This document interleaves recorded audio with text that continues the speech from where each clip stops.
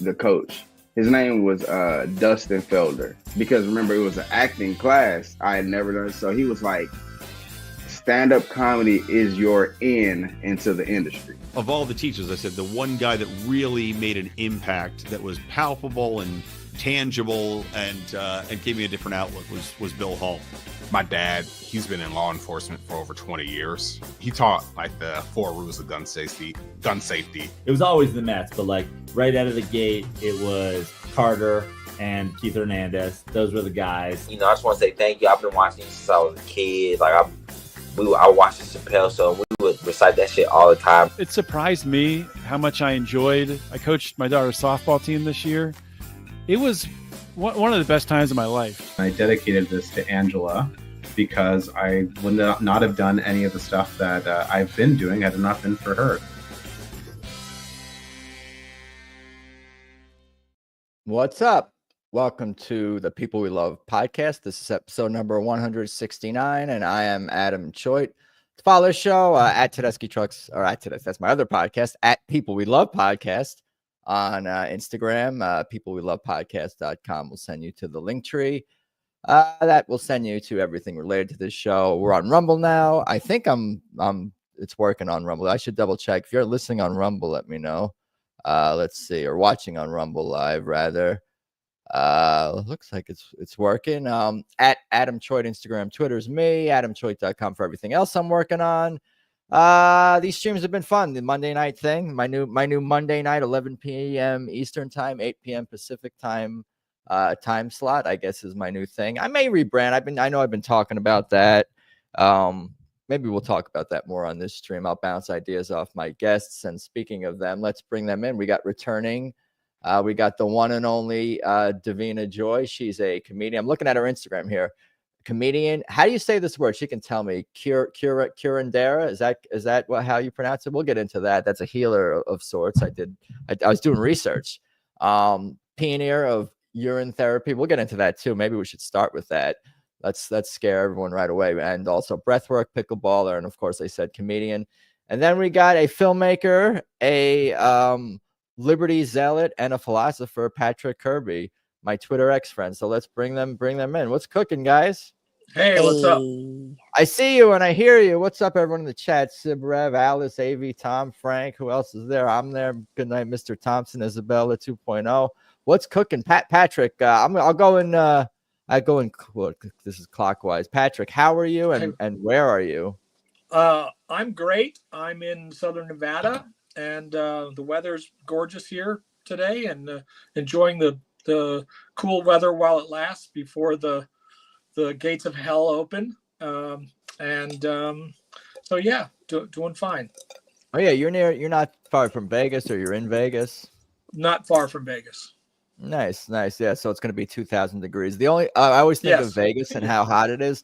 My way to explaining how hot it is to other people who may not know is that there's no daytime baseball games for the minor league baseball team during most of the year, from like April to September. They're like, no, we don't play day baseball. Yeah, games. we don't play it during the day. Yeah, no, it's brutal. It's you could bake pottery on your sidewalk. It's pretty brutal during the summer months. Right. How are you, Davina? What's cooking? Where are you? You're in LA. You're on the other side of town. I forget where you are. I'm in Los Angeles. Yeah, in the Hollywood area, in my room specifically. You've been good. Things are good with you. I have. Things have been really good. It's been a long time, Adam. Yes. Yeah. No, I remember you expressed interest in like coming back on the podcast, and I'm like, I'm like, yeah, I'm down. But I was thinking, I only do like. I don't really like to repeat guests because I'm getting their life story. But now I kind of really want to do a thing where I have more freedom to like bring on whoever I want, whenever I want, all the time. Here's the thing. When we're creating things, like, why do we create them from this limited space? It's just like it can be whatever you want it to be. And then it can change, and then it can change, and then it can change, because that's life. And that's what the flow of existence is. You're right. You are correct. But I think what it is that in trying to limit ourselves, we're trying to make ourselves like stand out or niche down or find where our strengths are. It's so hard because like initially it is good. I think that it like having a niche is good, but I think that that is shifting and change. Like, how do we change the story and the systems and the paradigm and like the way that the flow is when it needs to change is one person at a time being like, I'm just not going to give into this. I'm going to do what I want to do. It doesn't matter what you're supposed to do because there is no fucking supposed to. Like, follow your intuition. Right. It's almost like as long as one is being authentic, and that's kind of the comedians 1,000,000% to the most is like I'm open to different styles of comedy. I love all different kinds of comedians, but I can tell when someone is being authentic. But I can love the Beatles, who evolved and their music changed from album to album, and I could love AC/DC, who a lot of people will say, oh, they played the same album 20 times. But I love both of those.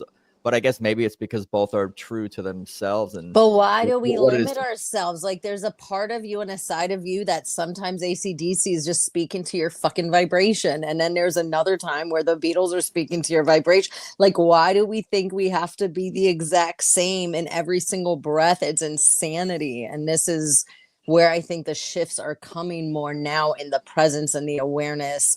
Whether you call it spirituality, whatever the fuck you want to call it, it's about being in tune with self. And when we do that, I think that's where we start seeing the shifts. And I'm a hippie. Hi, guys. Yeah. And I'm a hippie. I hug trees. You are one of the most interesting guests I've ever spoken to. There's many other words I could have used, but you're definitely that one for sure. It's always fun. Yeah, my existence is sometimes I'm like, are you sure, creator, great spirit, goddess, God, whatever the fuck it is? Like, are you sure over here? But I'd say it's fun to be me, but it's probably more fun to hang out with me and get to leave at some point in time. I get that, because sometimes I mean, we want to visit your mind. We don't want to necessarily live in there. Sometimes I think that there's like some comedians and there's some performers, like, I don't know if you know that guy Alex Stein and these dudes. Like, I don't know what it would be like to be in someone's head who's just like so like a hyperactive kind of, not that you're hyperactive, but your mind, hyperactive. You're hyperactive and your mind is hyperactive. It doesn't stop. I feel I feel connected to everything, and everything is speaking to me, and I'm speaking to everything, and it's just not. But to me, that's what like death is and going home is. Like, if we're an energy and a vibration and a frequency that's never destroyed, it just changes and shifts. It's like, I've done a lot of psychedelics.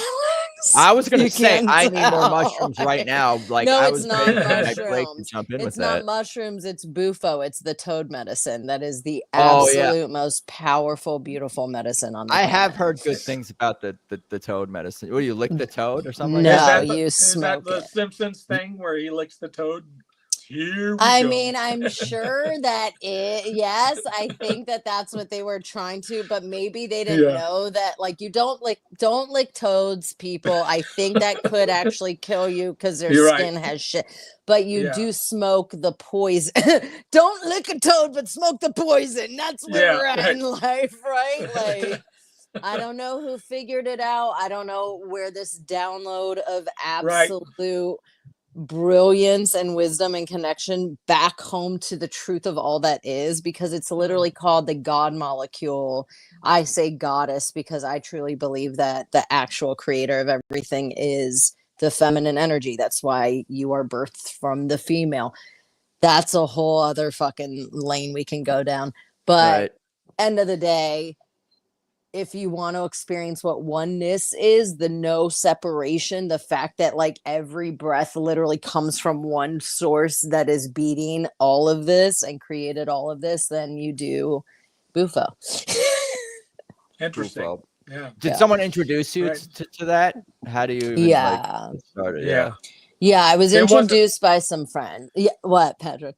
It wasn't a trial and error thing, because I imagine there were a lot of toad lickers that were like dead bodies. They go, well, that didn't work. How do we dilute this? And they figured out how to smoke it. How do you the same?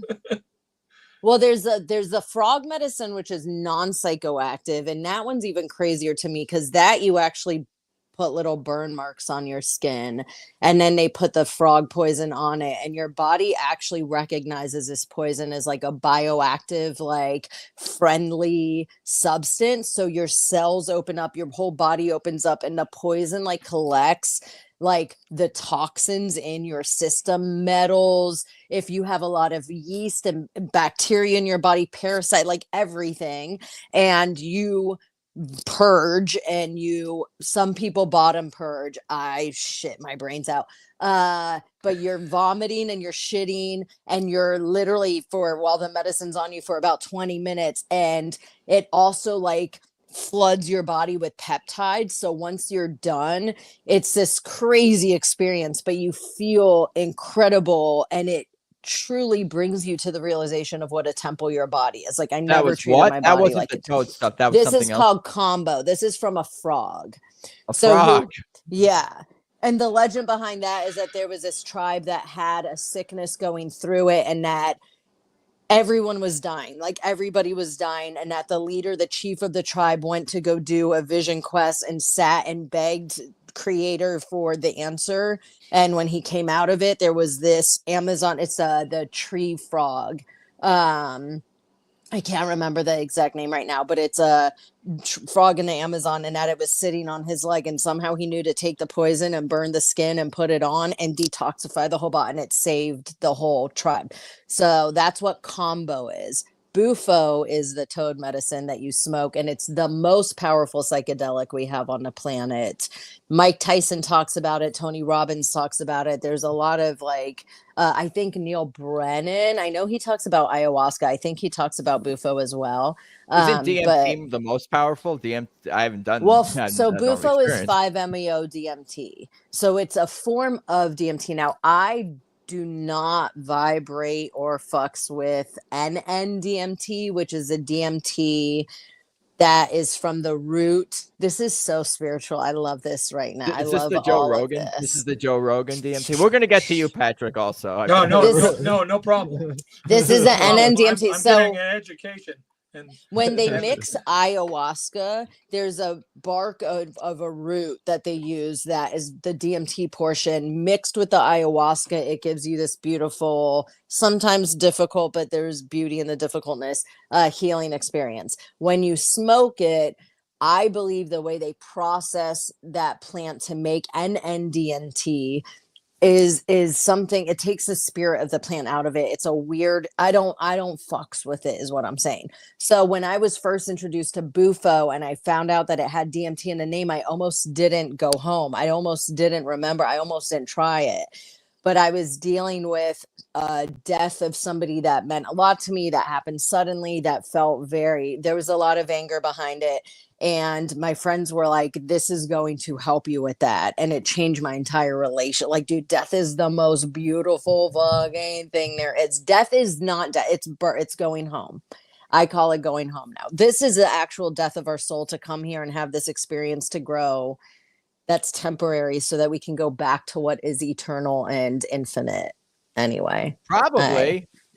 That's my thought. I think you're probably right. It's like Avatar. Yeah, it's There's amazing how like that. How do you, like you were kind of describing how some of this stuff may have been discovered, but like this just seems like so random. Like obviously, like maybe like marijuana, like something was burning and we inhaled maybe it, smelled it, yeah, and then we started to laugh at stupid shit. So that makes sense. But some guys like, if you take that toad from the river and you lick the toad and whatever, I guess maybe probably just trying to eat. We were just looking for food. Looking for food. Everything. Yeah. Look, this is ancient wisdom. This is back in the day when we were breathing with the waters, when we were one with the breeze, when we were completely connected to everything that was around us. Like this is so much further back than we know. And it's just passed down in the generation to generation to generation. And I feel very honored and blessed to be remembering, because this isn't my first lifetime. I feel like as a healer, as a curandera, as a person that helps to hopefully bring people back home to their heart and to Our themselves. lost. This is for you, both of you guys. Are lost civilizations real? Did they have these sort of insights, these psychedelics insights, these earthly insights, these sort of problems to perhaps even modern problems that we didn't know of? Ancient knowledge, is there hidden ancient knowledge or something to that? Where there are these old societies? Probably. Who knows? Yeah. Oh, I Yeah. mean, dude, you look at the building, look at the fucking technology that we see from the pyramids and all of that. Like, there's That's no what I always think of. And I remember watching a couple of question. videos, and they're like, "Oh, they did it with sound. They used a lot of people, and they Yeah. used sound to move it somehow, like or alien technology, or like that defy geometry." Like, Yeah. The whole concept of they put them on logs and rolled them and stuff like that is ludicrous. It's it would They take, would still it'd be take building they them would today. still be building. Like that, Exactly. it wouldn't be Exactly. done. It wouldn't be done. And we can't even move that stuff that's that heavy today. So there's definitely, I don't know if they're covering it up on purpose or they just don't have any rational explanations. It's so but funny yeah, because there something- is for sure explanations. Like, you can watch videos where they play a certain sound and you can literally see glass, like solid Yeah, fucking yeah. glass wave like that. Like, we are made of sound. We are Yeah. vibrational frequencies of sound, of light, of love.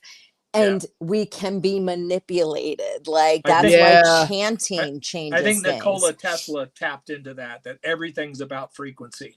Yeah. And the possibilities are endless if you can tap into the right frequencies. dude, I saw this video on Instagram, and this dude was talking about all these guys like Tesla and like these just other people exploring and scientists looking into the alternative energy, and they were all killed.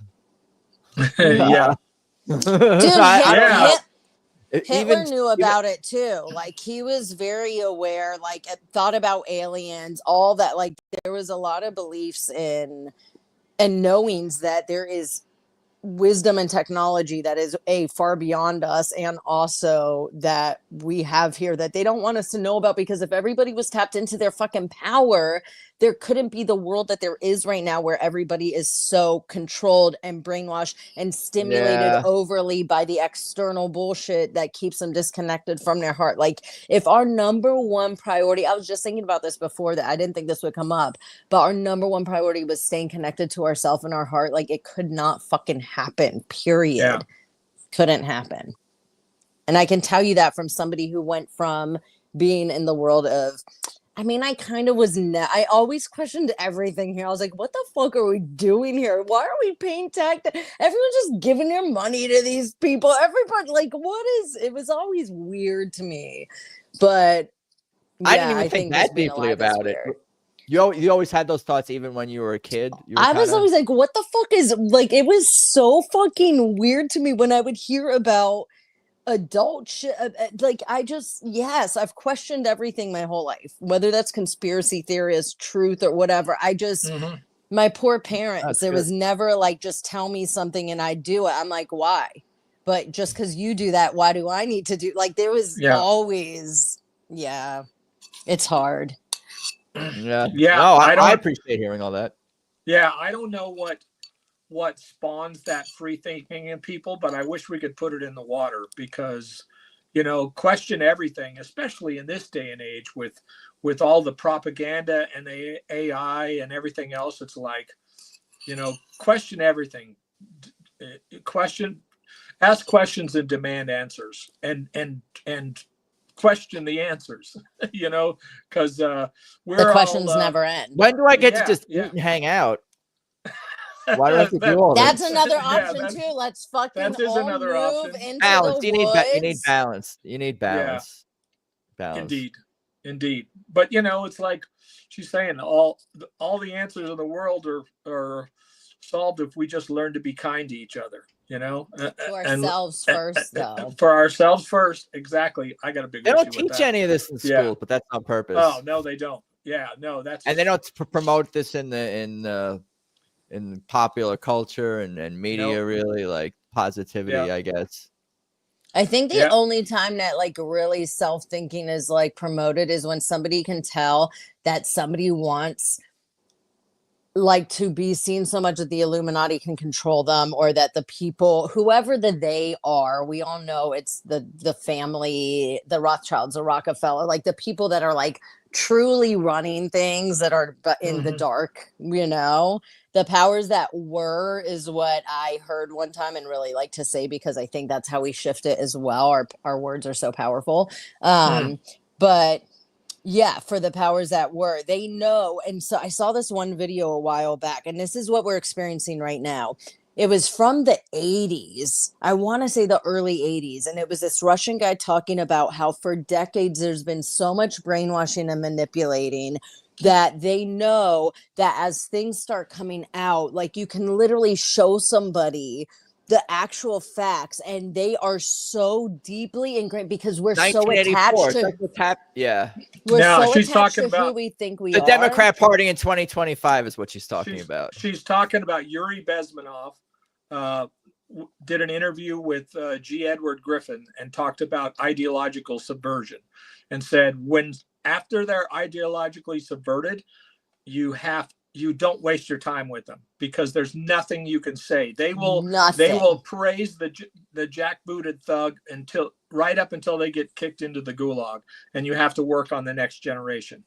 And you know, I totally, that's where that's where we're at. You know, it's incredible that you can, you know, point to things right in front of their face and they go, well, yeah, what about this? You know, and they will, you know, propaganda is so effective that it can lead people to passionately fight for the eradication of their own rights. Well, and it's on all sides, because the truth is that propaganda only affects people who are attached to some kind of identification and some kind of version of self.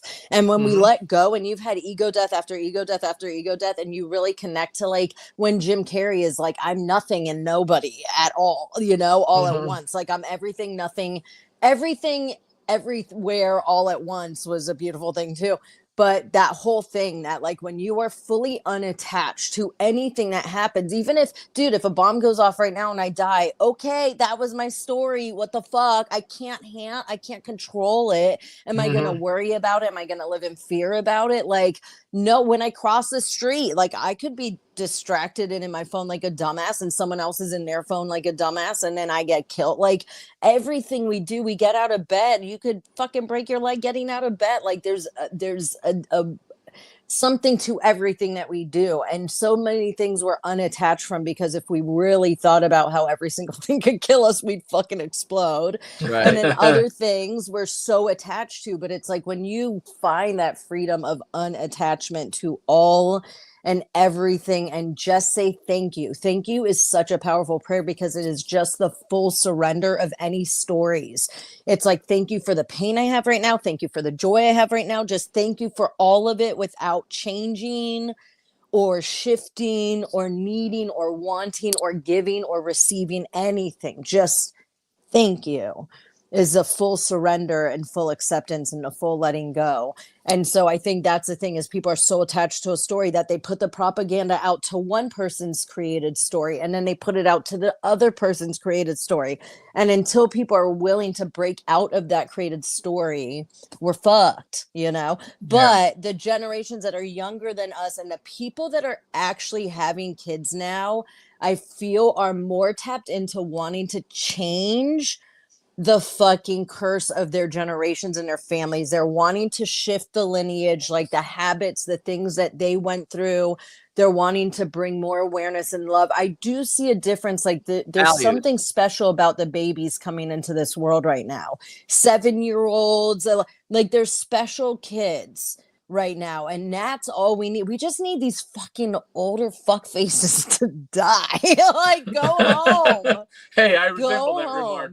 They're not awed by you're not in that. I don't think you're like 80. Look, my parents are 82. Did they just they're turning 83? I want them around forever. My mom's a psychopath, my dad's amazing, but look, they're my parents. Like, I want them around for as long as possible. But the people who are in charge, it's psychotic. And I think that there is going to be the powers that were are going to run out of the people that they can be in control of, unless they're giving them everything. I think we're headed don't there. know.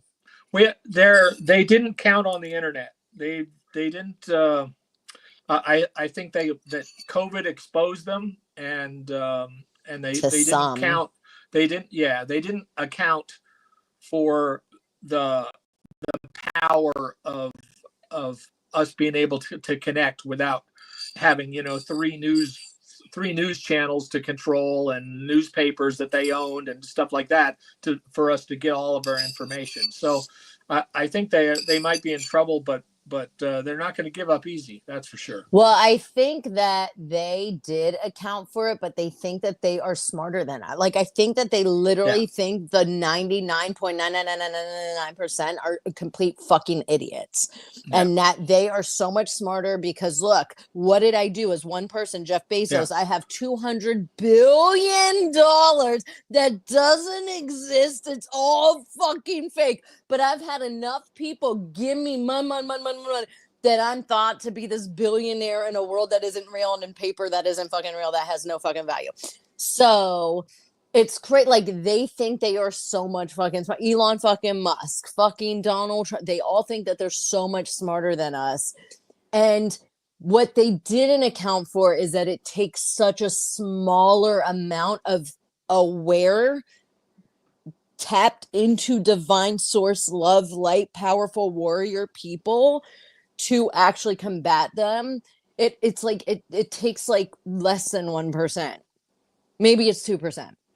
But we need less people to wake up and really tap into their hearts and come into their power to actually defeat them. And that, I don't think, because the internet and all of that has brought us more community and closer together. But everything that they do has such an agenda that I don't know. I feel like they've used the internet for their benefit in a lot of ways. I wonder if younger kids, because like you were saying, some of them are super smart, and it's because they grew up with technology. Maybe they're not as in awe of it. And when you're not as in awe of technology, maybe your life is not centered around it in the same way. So you are more open to having like values or certain things. Like, I feel we're all, humans are generally behind the technology, like in terms of just being able to adjust to it socially, culturally. But these younger kids are better at adjusting to it socially, culturally. We're projecting when we say, oh, you can't be on your phone, you can't do this, you're not going to be whatever it is, you're going to be socially stunted, you're going to be whatever. But it's really the parents projecting their own like SSRI, technology addicted, whatever, you know, ever vices we have onto the kids. But the kids are like, nah, I'm not addicted to pills and technology, but like, I'm good at it. Oh yeah, maybe. Teachers used to get so mad at me because I'd be talking in class and the teacher would be like, Davina, stop talking. What did I just say? And I could repeat to them verbatim what they said. Like, I could be like, and they get so fucking pissed. And I'm like, they're like, well, not everybody can pay attention and you know. And I'm like, I know it's really hard, but yeah, I don't know. It's a weird world. It's a weird world. Yeah. What else? Yeah. What are you finding? What were you going to say, Patrick? Oh, I guess I'm not around kids that much these days, but I don't know about the kids coming up. You know, it's like kind of one of my big focuses is on liberty, where I literally think that the principles of liberty were human evolution, and we were presented with 8th grade ideas in 1776 with the principles of liberty. The 8th grade ideas presented to 3rd graders, and we, instead of trying to perfect them, we keep messing with other ideologies, and it kind of holds us back. And yeah, so now, you know, we can look back and say, okay, 3rd graders did a lot of stupid shit. There was still slavery. There was still all these problems.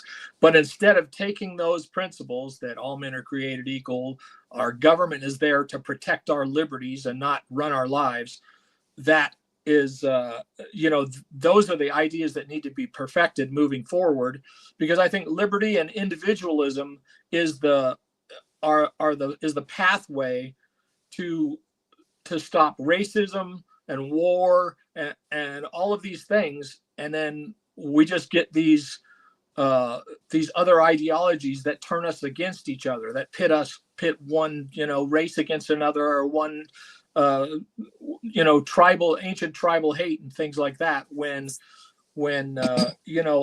all people need to have in common to live together in peace and prosperity is a reverence for liberty and a respect for the liberty of others, and a loathing of injustice. And that's really all you need. It's like, I'm not going to tolerate injustice against my fellow man, and it doesn't matter if he's not in my club. So I think that's the pathway, and we just stopped teaching that to our kids. So they have no real understanding of the principles of liberty moving forward. And so I think it's a big problem. It is that Yuri Bezmenov thing. It's like, if you're going to let everybody get ideologically subverted because they have no foundation of principles to give them a firewall against toxic ideologies when they come along. I feel thankful that I have, some or a big chunk of that like liberty ideology. So when I see something going on in society, it doesn't I don't know, I see it through I see things through a different lens. I see things through this lens of liberty, whether it's a Republican or Democrat or whoever it may be. So I'm able to look at things with like nuance and politics is a team sport, so that it's to the powers that be's benefit that there is no nuance, and it's just pick a side. And obviously, to the libertarian, the political scale of the right and the left is nonsense, because it's tyranny versus liberty, or tyranny versus and the freedom. role of government. Those are the kind of that's the political scale. So I'm going to call out a Democrat, and I'm going to call out a Republican when they're doing stuff that's going to violate our rights. So it's that and that perspective is kind of rare, and we needed to be teaching that. Thomas Jefferson said, educate the masses of the people about liberty, for surely then they will be the protectors of liberty. I butchered that, but something. No, something I got it lines. though. Yeah.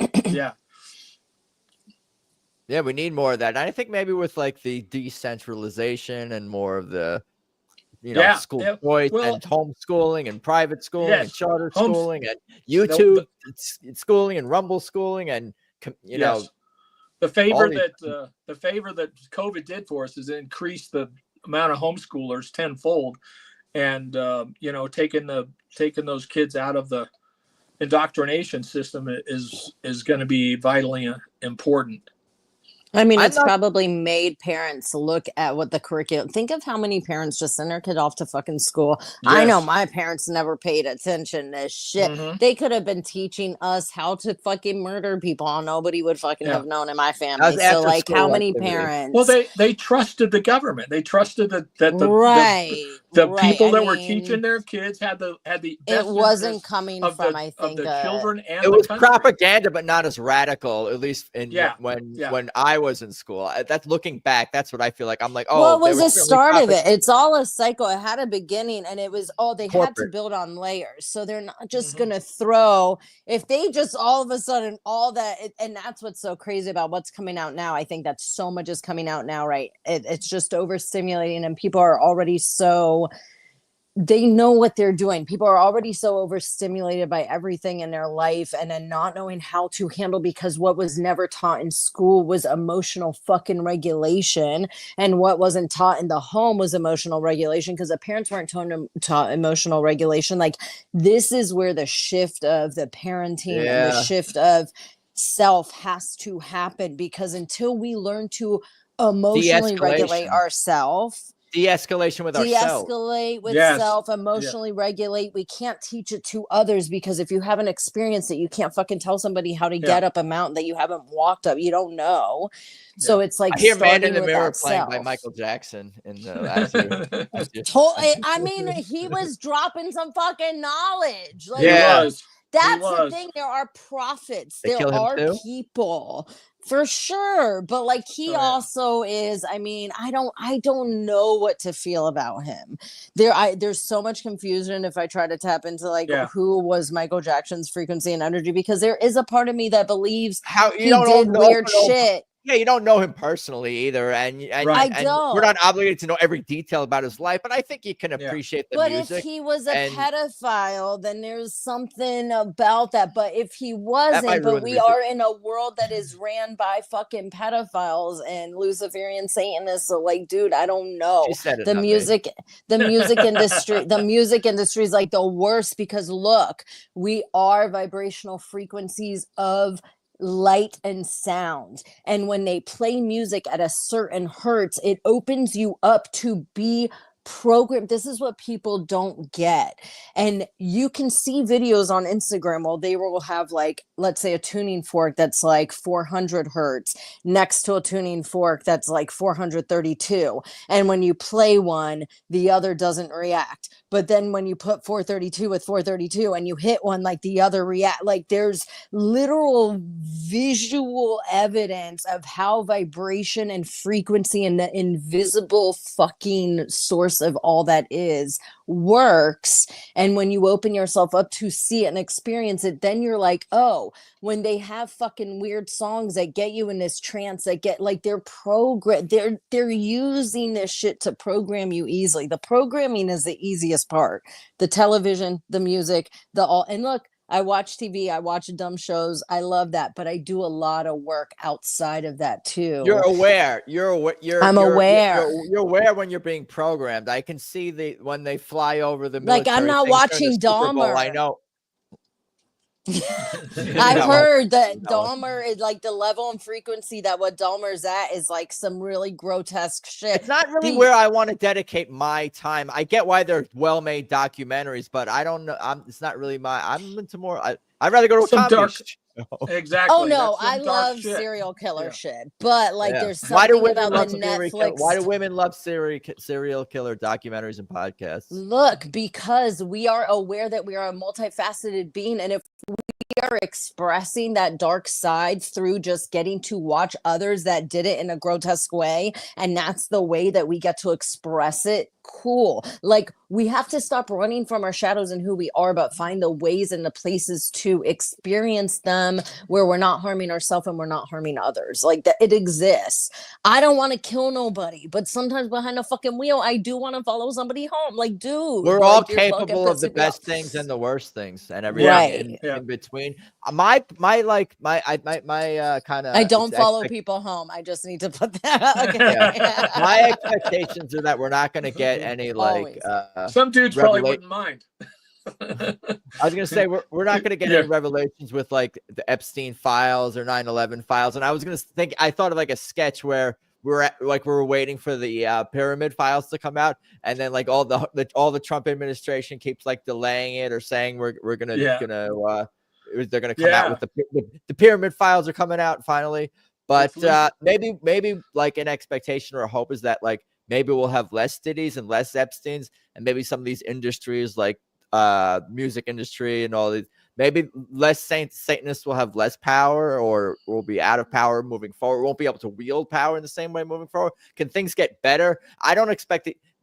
All of our movie stars that we grew up watching and all these famous people and the Clintons, and they're not going to jail. It's not happening. I don't see it. We're not going to get like 200 to 400 celebrities, but can we get things? Can things be better moving forward? The solution has literally nothing to do with the external fucking world. If there's one thing anybody hears from me, please in this moment hear this. The solution has to do with you fucking coming home to self, learning who you are, learning to regulate. What are your triggers? Why are they there? Healing them by feeling them, moving fucking forward from a place of awareness and deep fucking wisdom of self and of existence. And you start seeing the world as this magical fucking thing because you think something and it happens right in front of you. And you're like, holy fuck, I am the creator of all. And all I had to do was love myself. And when you deeply love yourself, you cannot love or hate anything outside of self. Like, this whole thing is a reflection of what's happening here right now. Close your eyes, be with self, figure your shit out, and that's where the solution fucking lies. Period. That's I gotta it. smoke whatever you have in that bowl. But no, you're 100%. You're 100% right, and I think even what you're saying, I can see it like manifesting. Or I can see that happening sometimes in my life. Like I'll get triggered by things, not always in a deep, like hurtful way, but I'll be like, oh, that made me think about her, or that failure in life, or that embarrassing thing that happened. Yeah. And then I'll laugh at myself and be like, you got triggered. And then that helps me kind of like. And that's your ego. Your ego's coming in and being like, no. I don't want you to look at it, and I don't want you to heal it, because if you do, then you're not going to be in this place where there's moments where you allow yourself to be the victim, or there's moments where you're just running, like you're in flight and you might not even be aware of it. Because when we are in like the really fight and grounded in like doing the work, that's the hardest fucking thing to do initially. It becomes a second nature, and it becomes so easy that you're literally processing life in this way where it's like someone says something to you and your internal dialogue's like, that would usually trigger me, but you know fucking what, right now I'm going to be responsive and not reactive, and I'm going to piss you off because you think you're going to get me connecting to your anger frequency, but I'm gonna stay grounded in the love that I am and that I know I am.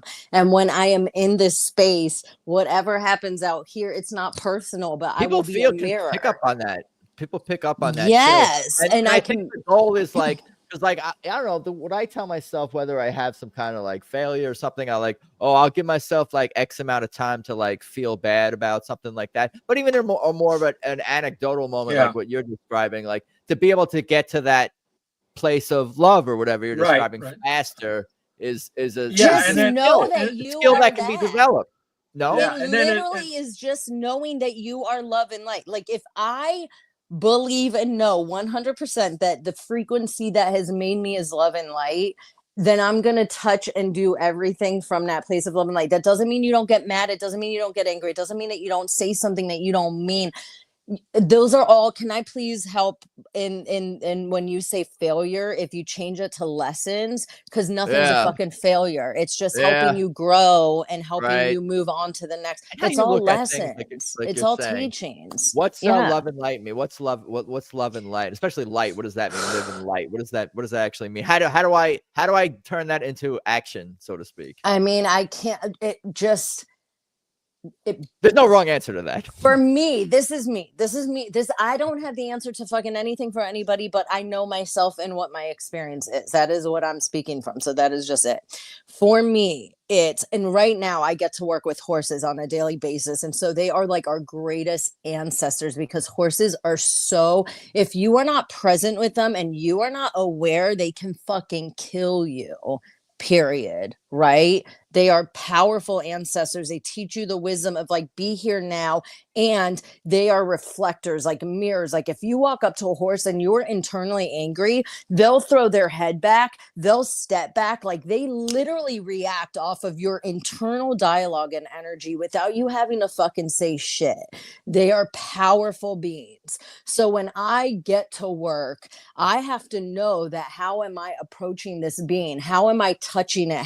Now, do I have to sometimes like put it in its place because it's stepping over boundaries, and I have to say like, you have to respect me. I'm only 5'2", 110, 15 pounds, but I deal with big ass thoroughbreds and horses because I fucking know how to demand that fucking energy from love.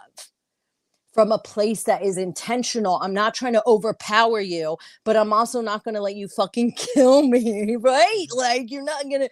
So we have to be in this place. I've been kicked. I've been stepped on. I have ancestors that are around me and angels and guides that like take such good care of me, let me tell you, in my whole life.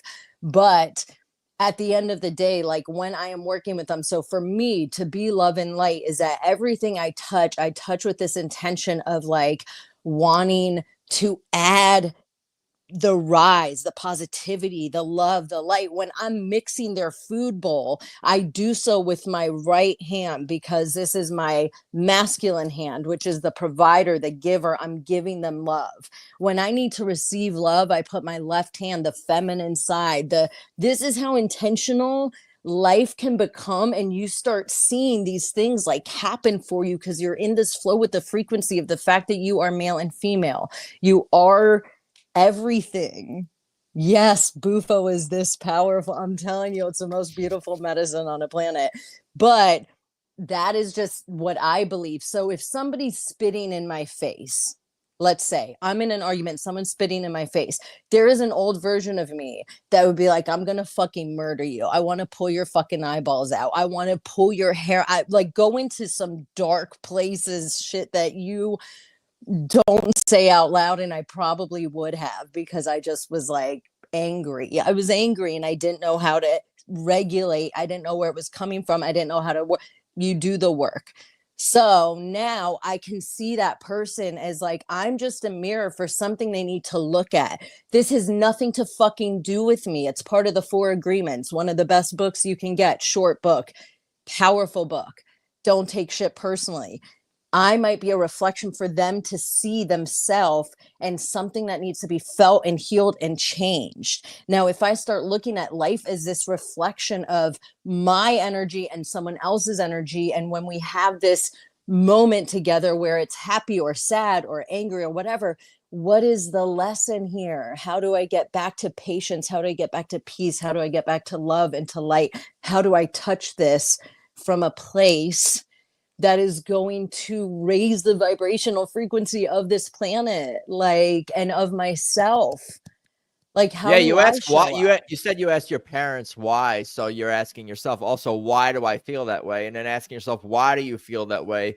There's an insight, whereas most humans don't even take that moment to even do that. We just react sometimes Spirituality is poorly consistent at a self-assessment in every single fucking that's the annoying part about it, is that like it really, you can turn it off and go, hey, I'm gonna be human right now and I'm gonna fucking fight this person, or I'm gonna yell at this person, or I'm gonna like scream and punch. What you have to give yourself human moments too. But at the end of the day, I truly believe that at the moment that we leave this planet, like, what vibrational frequency are you in? Like, if I've thought to myself, if somebody kidnapped me, abducted me, they were torturing and raping me, could I still say thank you? Could I still find gratitude? Like, I go to weird fucking places. It's like I'm Viktor always Frankl's, like that Man's Search for Meaning, the Viktor Frankl book about being in the concentration camps. And when you're stripped of nothing, like that's one of the things that like you still can have left is your own sense of self and worth and the relationships with the others and laughter, and even like music. Obviously think of like this singing and you know, think of Americans or like slaves singing biblical songs. Like there's certain things that you can never take away, even as much as like, to bring it full circle, like tyranny tries to do through, I don't know, there's definitely a spiritual battle going on. Like, I don't know, in this I agree. in this world. I agree. And I agree with everything you said there, having to do with, you know, personal happiness. You know, that's how you find your personal happiness and be that light to where you're the guy when you walk in the room, the guy or the girl when you walk in the room, everybody just feels better. You know, that's what I'm talking about for being the light. However, there are things that trigger me, and it is the people who have no sense, loathing of injustice. Like, I'll tell you something, not to bring down the room or anything, but a month ago when Assad got overthrown in Syria, I was very upset because I knew that within a month the Christians are going to start getting slaughtered there. And lo and behold, that's what's going on. And it's like, oh, you you want to prevent these things. You want to instill, people to respect each other and bring liberty to their lands and stuff. So this kind of stuff is not necessary, and it still happens, and it's very frustrating, and that's what I struggle with my personal happiness, is getting out of that mindset of like, I really want to try to change the world, and bring these concepts of liberty so that that humanity can evolve and survive and go to Mars or do whatever, just in one of my Max Justice episodes, I said, I represent the good people of the world, and we don't want to hurt anyone. We just want to live our lives, be with our families, love our fellow man, and see how far we can all go. And, and that's the answer. And it's hard to drum that into people who are just run by hate. And, I don't know what the answer is. Love is child. Yeah. Love is the answer, but how do you bring that to them? They gotta want to come back home to their heart. They're not even driven by hate. They're just so disconnected from their heart. They built up such a wall. They've built up such a fucking space that is disconnected from their soul and from their heart and from the truth of like what they are, that really the only way to do. First off, there's so many things that came up because it was like, it's so hard, but you only change the world by having so much gratitude for who you are and what you have, and not saying don't care about the external world, but you can't get lost in pulling your frequency down into the like worry and the anguish and the rage. And look, I'm fucking enraged about Palestine and Israel. I'm enraged about a lot of fucking shit on this fucking planet.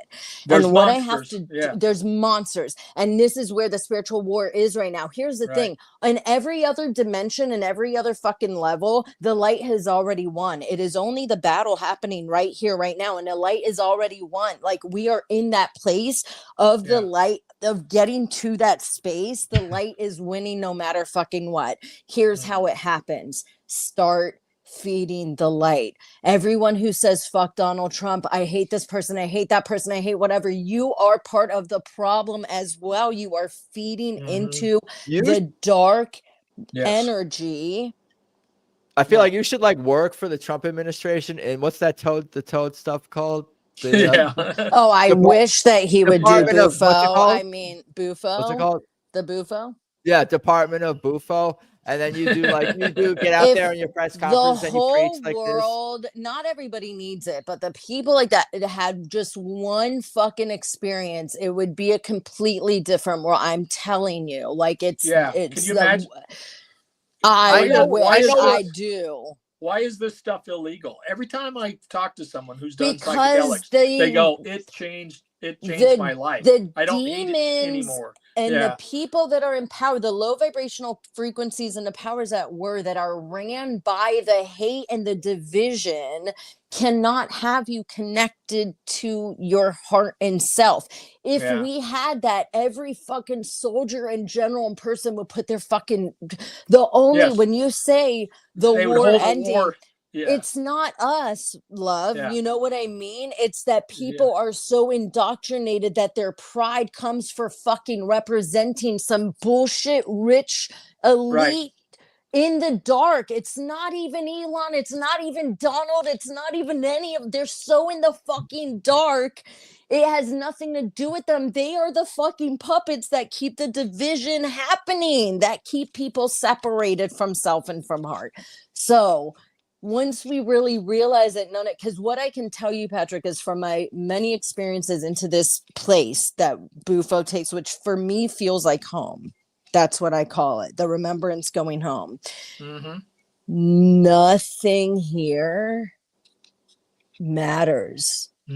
You are loved. You are hugged. You are welcomed home. You are forgiven. It is a level that there's no words that can explain it. After 3 or 4 times of doing it, I had a really hard time in processing and integrating. Like, it really felt like it doesn't matter if you're a murderer, it doesn't matter if you're a pedophile, it doesn't matter. But isn't that nihilism? You are made from love. I don't know. Isn't that a form of like nihilism? Our actions don't our actions matter though, and they do. I do believe that they do, but that was the thing that I had to integrate is that like it's like if there is no purpose, then why is there this purpose? Because the truth is we all just go back to this love, like you are made from and the origin of love and hate and anger and there is no separation and difference, but the basis of anger and suffering and hate and joy and excitement and being ecstatic, all of it is love. Love is the basis of everything from my experience, right? So I was gonna say I think there is a natural instinct of our species towards liberty, because even like cavemen at some point kind of figured out a way to not 24/7 hit each other over the head with like clubs. So there is like sort of an inherent, which is a creative story. We that, don't know if everybody worked together in a huge, beautiful community, and we're told that they all were in this anger and war because we live in this world that wants war to be normal. That's not a normal, a big natural thing.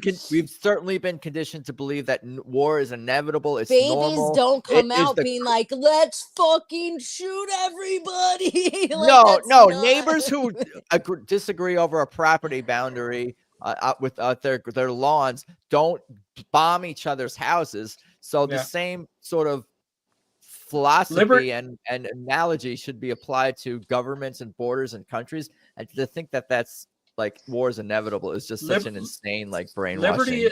Liberty is a victory of intellect over instinct.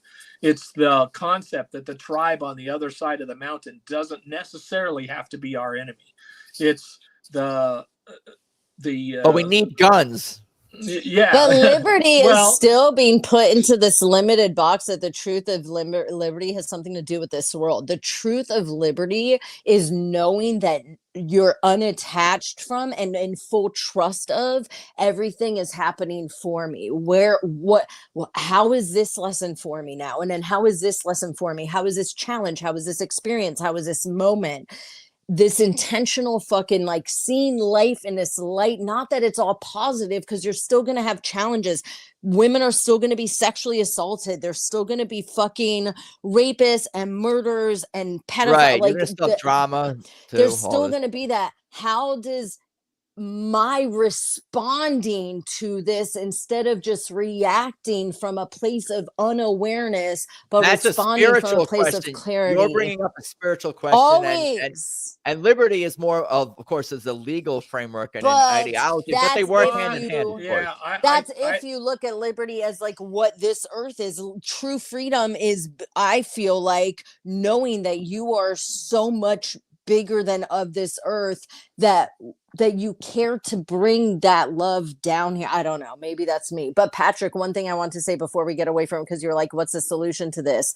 I think part of it is just trusting. Like, I don't know why there has to be war. I don't know why there has to be people murdering each other and shooting each other and beating each other up and all the things that are fucking low vibrational. I don't know why the world is where it is right now.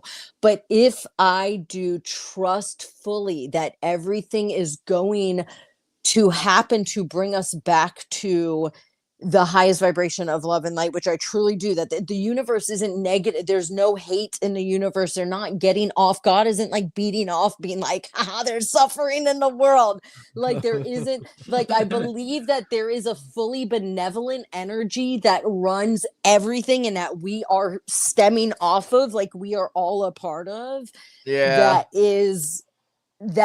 has our back, that these souls, every soul has a contract, is my belief, and that they agreed, like the souls that are being murdered right now are doing so to wake up other fucking people. Like there is a meaning, even when we see it as meaningless, and it's part of the solution of us opening our hearts and starting to feel the empathy and the compassion to fucking care about others and fight for each other.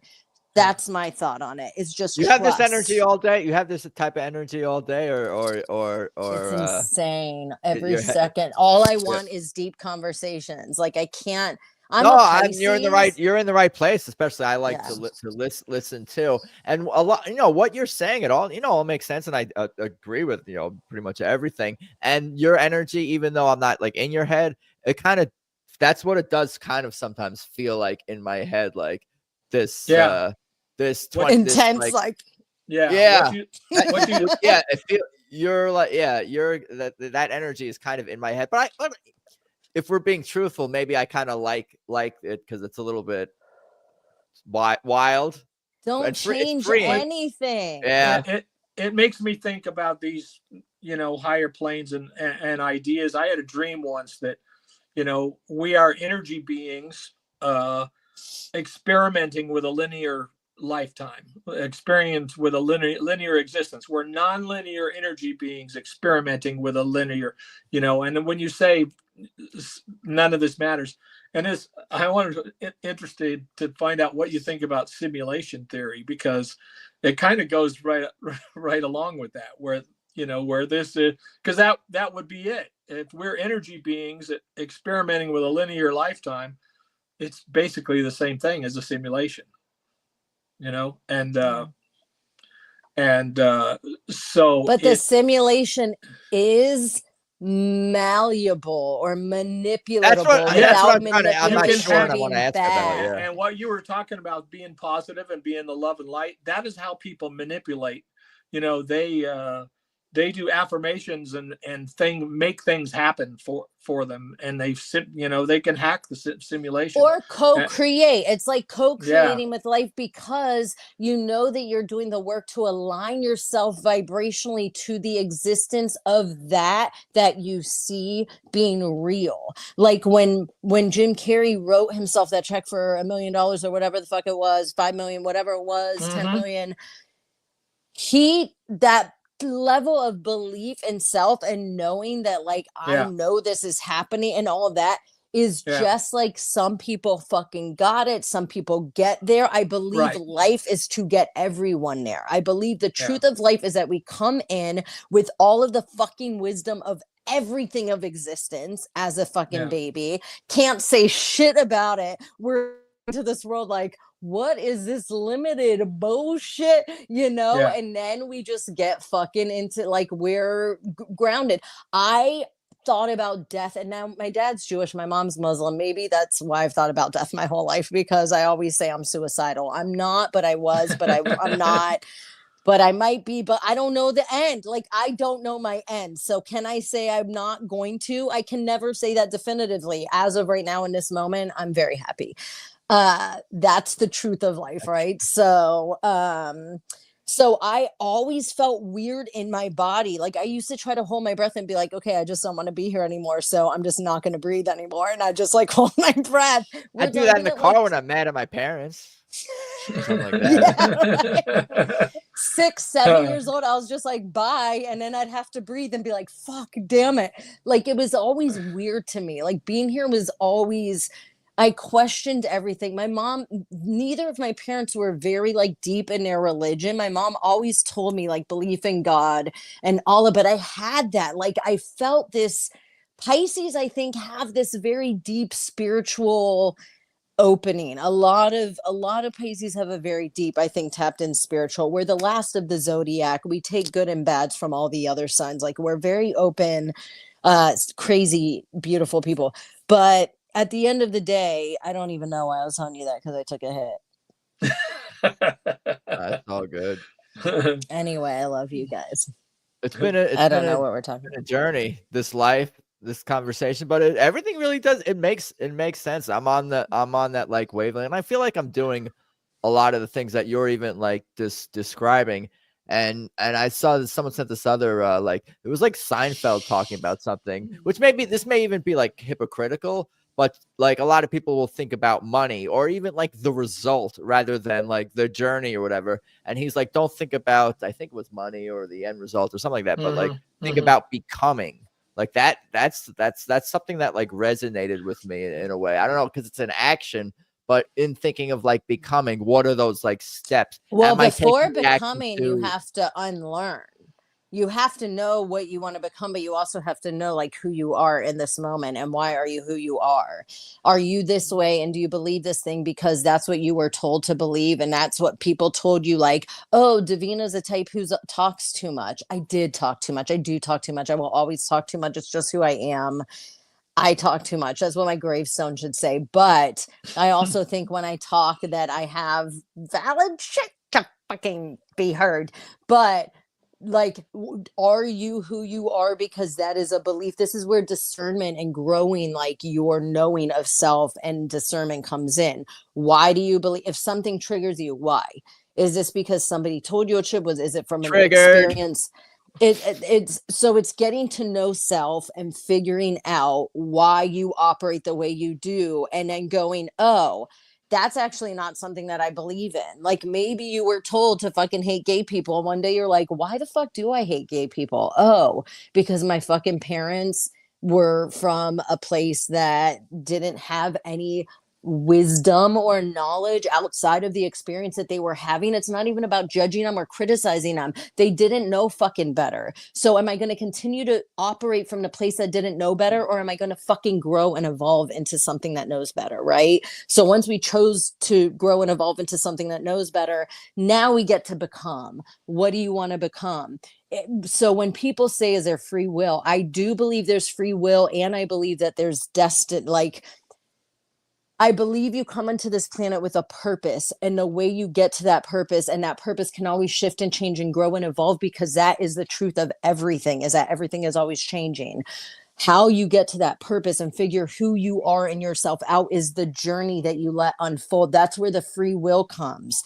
Like 4 paths can be put in front of you. You follow the pull, the heart, the thing, the intuition that tells you to go somewhere. Even if everybody's telling you to go to the beach, you go to the fucking park. If your heart is telling you to go to the park because your next business venture could be there, or the love of your life could be there, or you're just going to have a really good fucking nap under a tree. But the truth is, like, follow your fucking self, and you only know to do that once you get to know yourself and learn clarity. How does my body speak to me? When something is a no, I feel it here in my gut and it feels like pain. When something is a yes, I feel it here in my heart and it feels like warmth. We're like, this is literally like where the health and wellness and spirituality and all of this comes together in this beautiful frequency of like, fuck, like life is so magical. And when we co-create and follow the little signs today, this is just a dumb example, but this is to me everything. This is like what continues to validate and improve my life. So I really wanted to ride this horse Bandit, this pony that I love, at work today. And I kept thinking in my head, like, I want my boss to let me ride Bandit today. I want him to let me ride Bandit. And at one point in time, I finally was like, he's not going to let me ride Bandit. And I let go of the attachment and the desire to want to ride Bandit. So I'm sweeping the cross ties and I say on the walkie-talkie, like, what do you need from me next? And he told me 2 things that he needed me to do. And I wanted him to say, like, when I said, what do you need from me next? And it was quiet for a minute. I said in my head, like, well, you could ride Bandit. And he says to find strings to tie something down and then to do something else. So I was like, Davina, he's not going to let you ride Bandit. So I finished sweeping. Out of nowhere, he comes on the walkie and goes, or right now, actually, you can go get Bandit and ride him. And I go, thanks, boss. And I literally was like, to the universe, because I didn't say shit. I held it in my heart. I wanted it. I didn't ask for anything, because I know that sometimes you just I want the world to co-create with me and let the mystery of what's supposed to happen. What if I let go of control and thinking that I need to make everything happen, but I look at everything as a surprise and a curiosity, like, what's around this fucking corner? And sometimes when you hold something in your heart and then let it go, the universe is like, boomerang, here you go. Like, it's beautiful. And I experience those little things. And when you start listening and you don't think anything's a coincidence, nothing's a coincidence. Everything is speaking to you.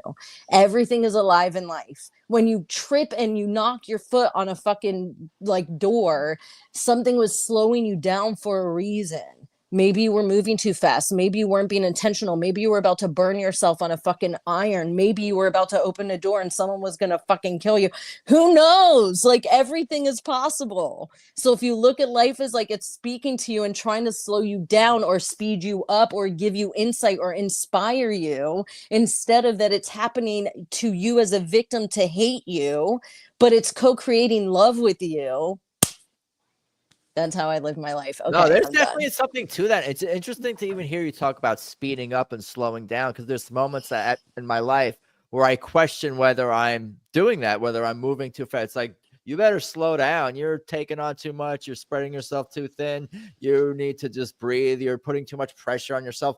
And then there's other times it's like, come on, get off the couch. Literally, metaphorically, whatever the case But may be. question, when you are going so fast, do you get sick?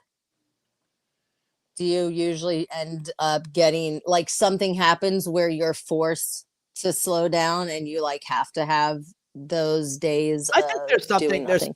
there's some There might kind be of sign. something there. It's like, could Yeah. be like the bumping into the thing or a physical thing, Yeah. or just like catching myself, just like feeling like I'm not breathing, like relaxed in a relaxed way. Just something that simple, even just to But slow what you down. said, Like, what you said about finding your purpose, I think that's a big problem in the world. Is there's so many people that just, you know, going back to the Seinfeld thing, saying don't enjoy the ride, you know, don't worry about the end.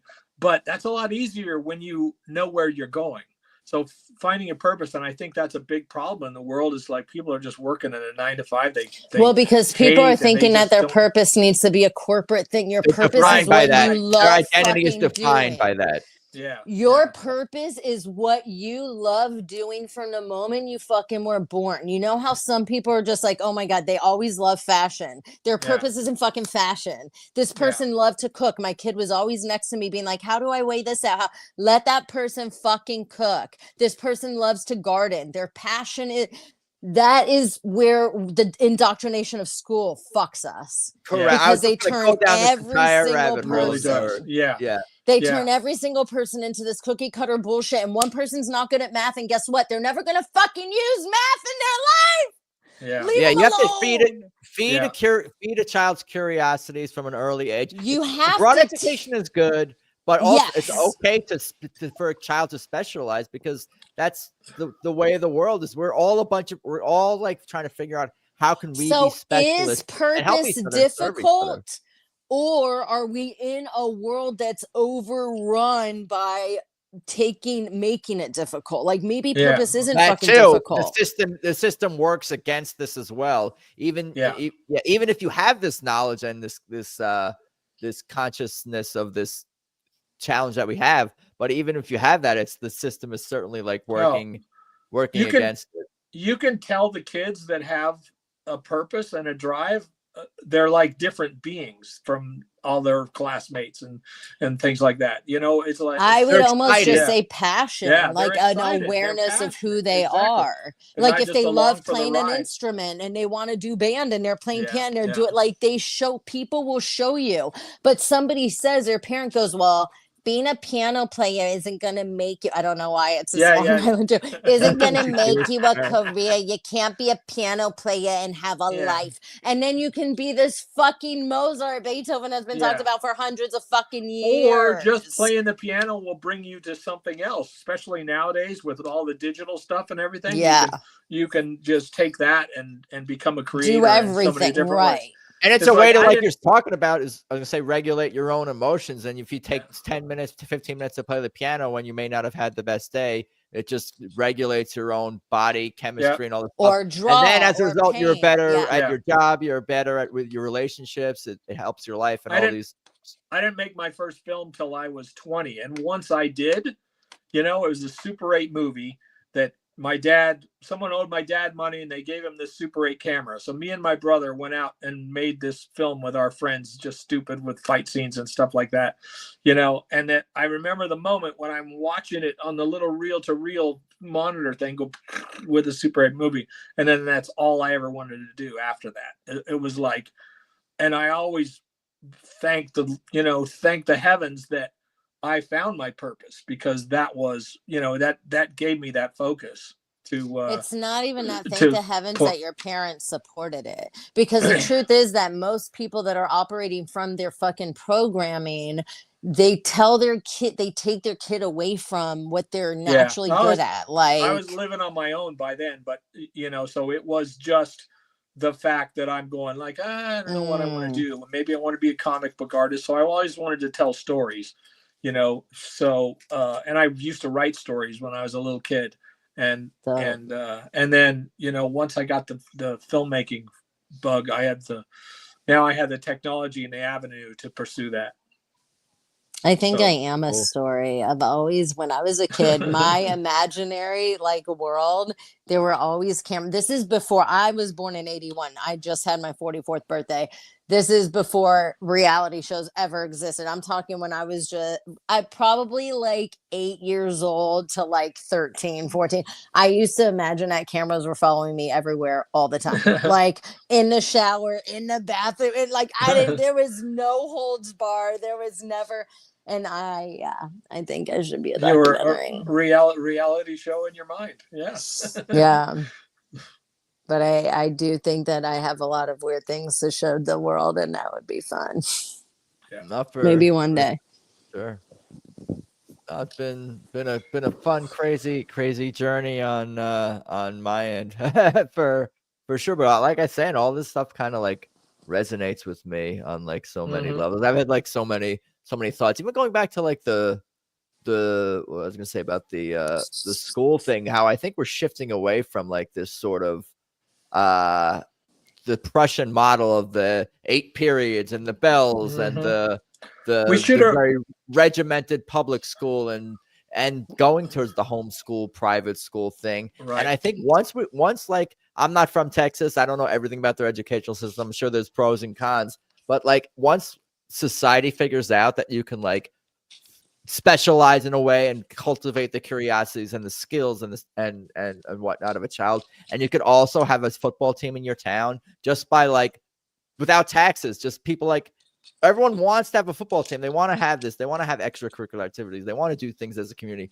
but you don't need to do it through taxation per se, right, and forced at the barrel of a gun. Once we realize we can learn a lot of shit from YouTube and still have a cool Friday Night Lights vibe in our town and for our kids, and there could still be that sense of community. I think that's changing. Like homeschooling, just I'm not experienced with it personally, but I think definitely the stigmas around it has changed. It's gone not from only homeschooling. I mean, there's schools that are being created that are natural school. They're outside all day. They're teaching about gardening, teaching about all that. Right. I think that Brett Pike.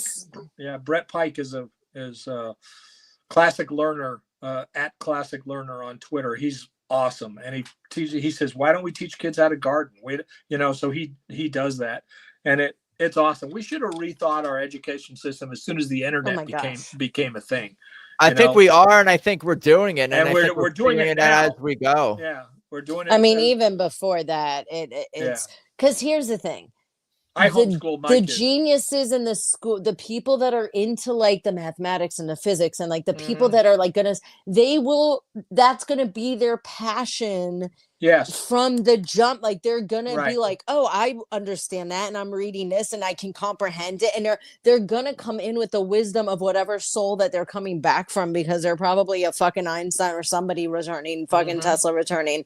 And that's going to be their passion. That's the crazy thing, is that when you feed, your soul chose to be who you are, and you're amazing as you are. So I appreciate that. Being grateful in that, and you will experience so much more to be grateful for. But it's if we had a world where everyone in the community was supported and seen for who they wanted to, could you fucking imagine the power that's when we will disappear the fucking Lemurians and the Mayans, because we reach a fucking vibrational frequency that's so high from love that we just disappear back into the fucking ethers. We need a society that values accountability, but not just holding each other accountable, holding each other to hold ourselves accountable, if that makes any sense. I honestly don't think it comes back to the love stuff, just promoting more of a society of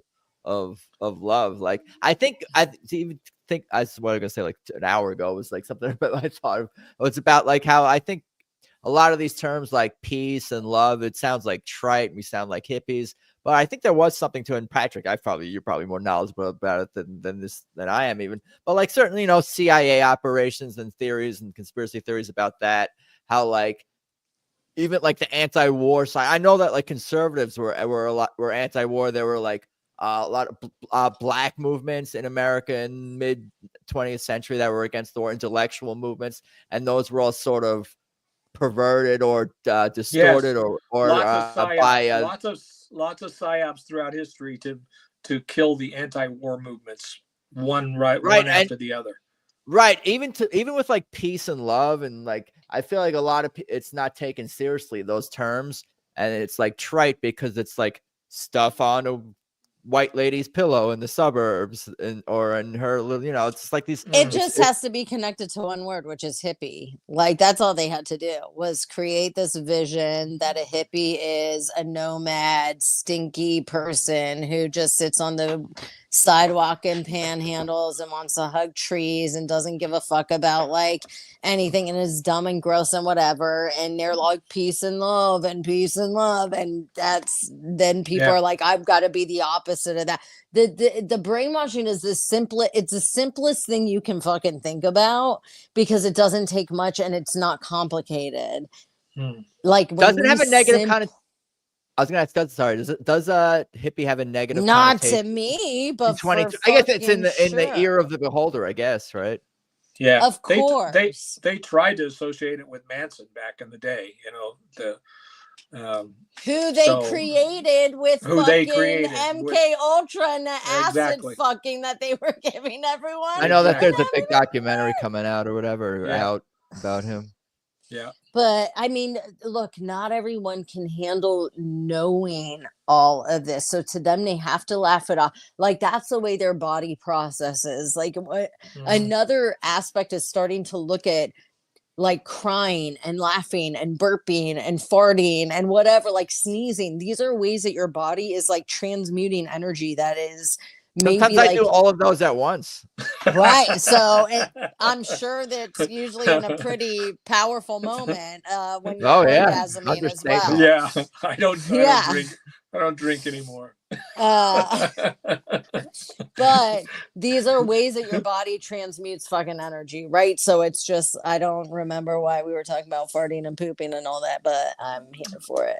All right. Our body's ways of telling us messages and expressing and releasing whatever needs to be released into the environment, for better or worse. But we were talking about Manson too. How did that all come together? No, we're on. That was it. Hippies journey. brought that. Hippies that brought that up. Hippies and propaganda and mind control. So I don't think it has a negative or as negative a connotation now. I think it's changing and shifting, but people will still be like, "Oh, that's hippy dippy." Like when they're saying that, they're not saying that in like a positive. They're not. Some people are like, "Oh, that sounds hippy new age or whatever." Yeah, they have for it with the peace and love thing, but it's there's way more to it than that because it's like we're all here to chase happiness, and that has to do with loving ourselves and loving each other. So chase happiness or become happiness, because when you become it, this is where it's literally becoming every frequency you want. So if you want to be happy, do things every day that make you fucking happy, regardless of what anybody else is doing. Yeah, being grateful is a key component to that. Yeah, it's actually healthy to smile because you're working your face muscles and it's connected. I've gone down these rabbit holes. You might have too, but it's like actually good for your face muscles, and it's like supports your whole skull and everything. Like, and it's just a healthier thing to smile. Like your body is listening as well. We are made of 70% water, and there's literal evidence of like you can show a cup of water, like a picture of a bird, and freeze that water, and there will be an image of like a bird from that picture. Like that, like things are so fucking intelligent around us that are not speaking and are not moving. So if you have negative thoughts about self, that's what you're telling the water that is, and that's why our urine is so sacred and powerful, but that's a whole other thing that we don't have to go into at all. But like you're telling, so the thoughts, the vibrations, like what energies are you around, what are you watching, what are you listening to, like that's all speaking to your body. If you're sick all the time, what do you live in? Do you eat well? What are you putting in your body? Like it's crazy, it's all I see connected. things as poison and not poison sometimes, even just like corporate commercials on television. Like I'm someone who like almost I don't really watch regular TV as much, but if I'm watching football game or something, I'll usually mute the commercials and play music during them, or just mute them, have conversation with my friend or something like that.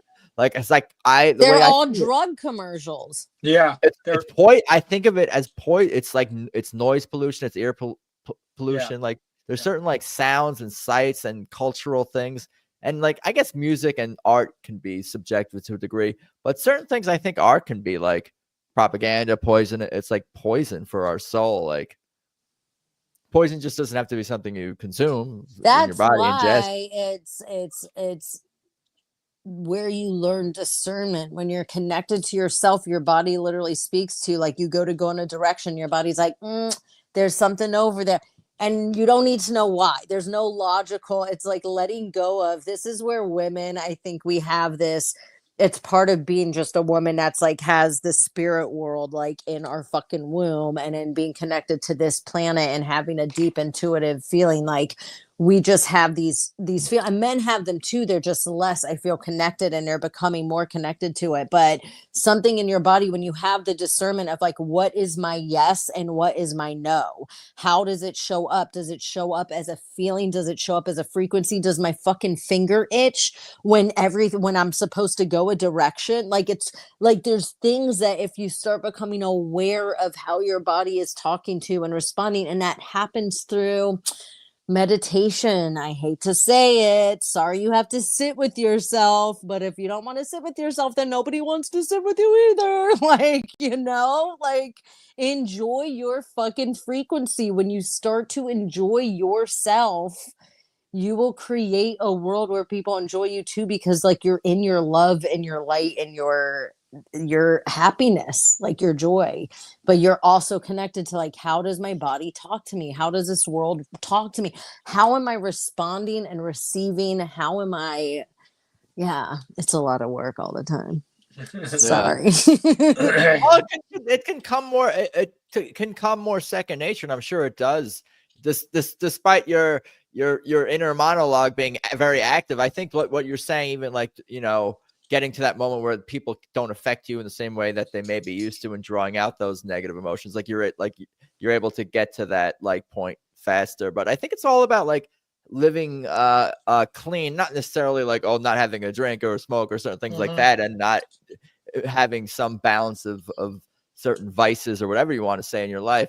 But I think being conscious of like identifying what is like toxic, like certain things are just dwelling in negative emotions and all these like and dark ideologies and like and noise pollution, sound pollution, actual pollution, what we're actually putting in our bodies, the media we consume. Like I think the more we can like be conscious of those choices and make better ones, like no, we're never going to be perfect. I always say like you can't escape the matrix. Like I have friends and people I've known who like they work for defense contractors, they work for Disney, they work for other big corporations that like definitely have questionable practices, like whatever the hell it is, you can Google whatever, like all these corporations, the government, like I always joke, like just be sure to judge other people for their choices. That's the most important thing. But I think it's actually, of course, like the opposite. I don't know. It's like you can't escape the matrix. Like, and what's crazy? It's also the words that we're using. Like words have a vibrational frequency behind them. Like does like the sentences that you're putting together, are they high vibes or not? What we're putting in our body. Look, I will, if there's a red sangria around, I'm most likely having one, maybe two. Like, and I don't drink. I'm not a big drinker. I don't need alcohol. I was when I was younger. I was introduced to alcohol and drugs and shit when I was young, cigarettes, all that when I was very young. My older sisters were way older than me, and I just grew up fucking fast. But I also think I'm an older soul than my whole family fucking put together. But that's another fucking thing because that's just a feeling. However, it's the words that we're using now. I don't think of anything that I do as drugs. Like, yes, I smoke weed. Weed is a medicine. When she is used correctly, when she is used with intention, it's not just about like getting high and going out to party and like fucking do whatever. You can have that aspect because everything in moderation and intention, but like there are times where I smoke weed and I just close my fucking eyes and holy fuck do I go to the craziest fucking places. Like do I see parts of my life from perspectives and from places? Is it painful? Yeah, sometimes it fucking is. Is it worth it? Always. It always is. I get there also just through breath work. Breath work activates your own natural DMT. It is one of the most psychedelic, taking nothing but doing intentional deep fucking breathing for an hour to an hour and a half. That shit is like 10 years of therapy in an hour. It's fucking nuts the way you experience yourself, your life, your vibration. It's not always this lifetime, it's other lifetimes, it's your DNA, it's your lineage. There are so many things on this planet that are good for you. I look at Bufo, I look at Combo, I look at weed as a medicine. Can Coke be a medicine? Maybe the way that it's used in the Brazil, like if they're chewing on it and that gives them some kind of energy to use throughout the day to get the things done that they need, maybe. In the way that it's processed to make cocaine, fuck no, that's a fucking drug. Crack is a drug, heroin's a drug.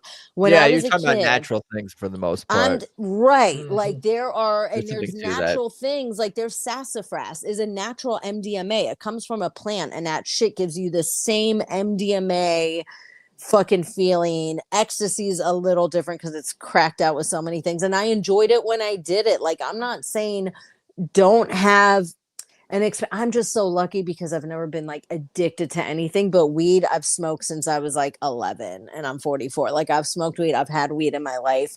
I take breaks. I can go 6 months without her. Like I've learned to get there. There was a point in time I couldn't. Now I'm in a place where if I have to do a dieta to do Bufo, like you come clean to Bufo, everything clean. I have to not even masturbating, no set, like call your power in totality before you do Bufo. There's I don't like know a if whole thing. I'm being deterred. I will admit suddenly.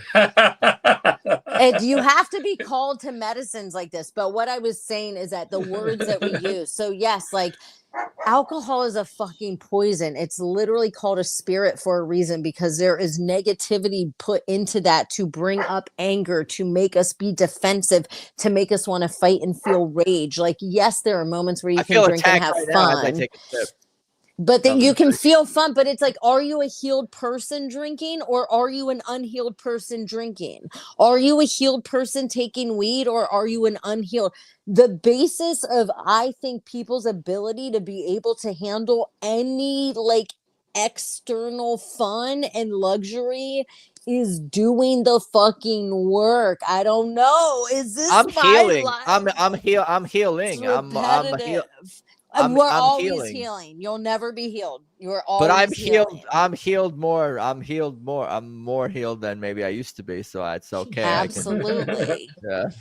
I'm just saying that, like, it's like, who are you and where is it fucking coming from? I love like acid. I think is one of the funniest, but so long, but so funny. Like I love, but it's something that like what you do once every few years for me. There's people that would do that shit all fucking days in a row. That's nuts to me because it's just nuts. Everything in the moderation, you know. But I guess is it a medicine? To each their own. But even like I've seen some videos like people who do a lot of acid or even mushrooms or like psychedelics, like more regularly. It's usually not the most beneficial to them, and it's not sustainable. what's Well, how are they integrating that experience? That's the thing. Like, the most important part of everything in life is the integration. Like, how do I now apply what I learned in this experience to every single fucking moment from this point forward? Because now I'm a different person with a new wisdom and a new knowledge and a new fucking awareness that now gets to be reactive or responsive from the old version and keep my ego happy, or grow and force my ego into growth and co-creating. This is so much work. This is why this is why almost like I don't want to take high doses of mushrooms very often, because I'm like not ready to. I'm not like ready to do the work in that way. And no, I absolutely, joke, like, and you're it's not a meant to powerful be. thing. Don't judge yourself for it, because it's literally whoever's meant to be. Look, I don't know. It drives me crazy. I think ignorance is such bliss,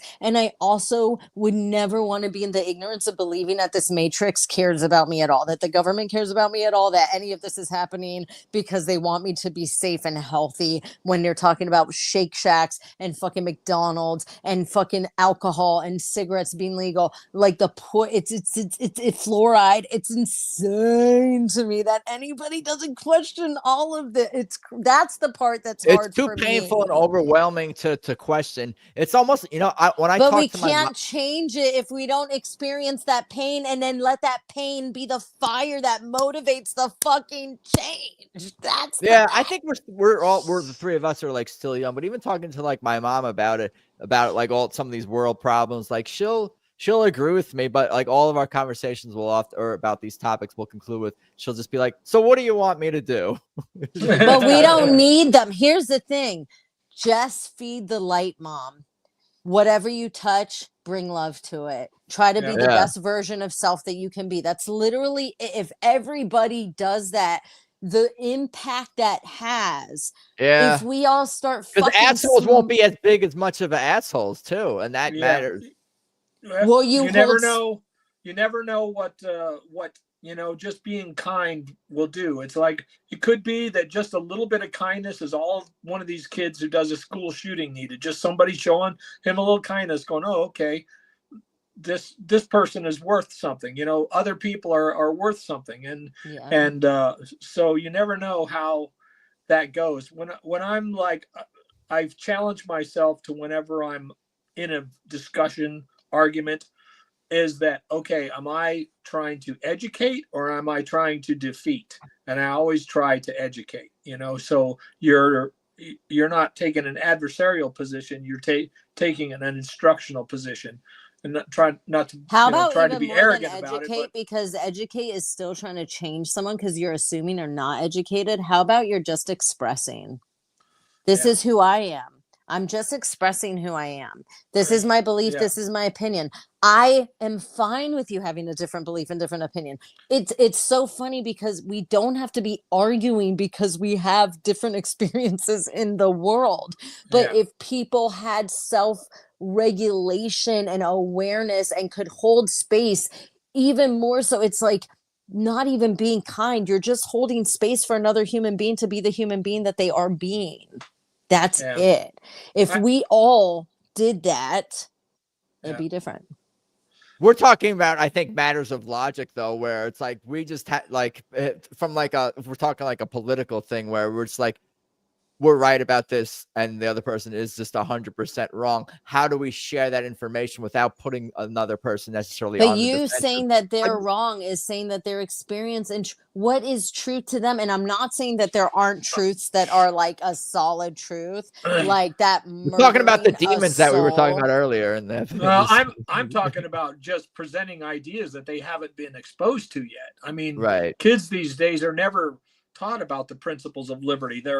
Their education about the American Revolution and stuff like that is now all these guys own slaves, not the ideals, the basic. There's a phrase: mitigate the weaknesses of your type, and that's wisdom. If you're an alcoholic, you don't go in the alcohol aisle when you're in the grocery store, so on and so forth. Well, the weaknesses of the human type is that power corrupts. And our government was designed to thwart that with with transparency, accountability, and limited government powers and guaranteed rights for the people. That was designed to mitigate that power corrupts. Somewhere along the line, we went off track. And teaching kids the wisdom of that philosophy of like, look, we have to mitigate the powers, the weaknesses of our type, or we're going to be promoting corruption, which is what we're at now. So I don't know if you're ready for my thoughts on this. To me, that's educating them because they've never been presented with those ideas. But what is it educating them with? It's educating them with, this might not ring true to you. We might have a difference of opinion. Colonization. This land right here was not a white man's fucking land. The land that this was originally owned and inhabited by were different people. But what now? So none of that matters now. But it does matter now, because what are we going back to? Are we going back to what has caused the problem? Because whether you want to admit, I don't think that when the original people came here, they necessarily realized how bad. But when you're murdering and slaughtering people and bringing war to a place, but that's what they knew.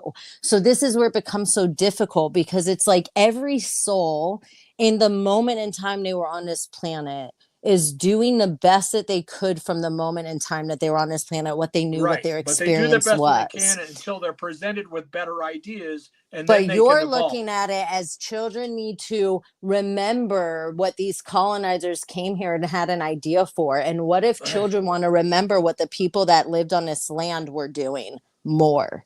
They were slaughtering each other too.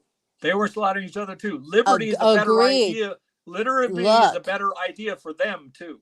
There's a balance between all of it, abso-fucking-lutely, and I wish and hope that it could be met without there needing to be war as the solution, where there could be more of, here's some people from this side and some people from this side.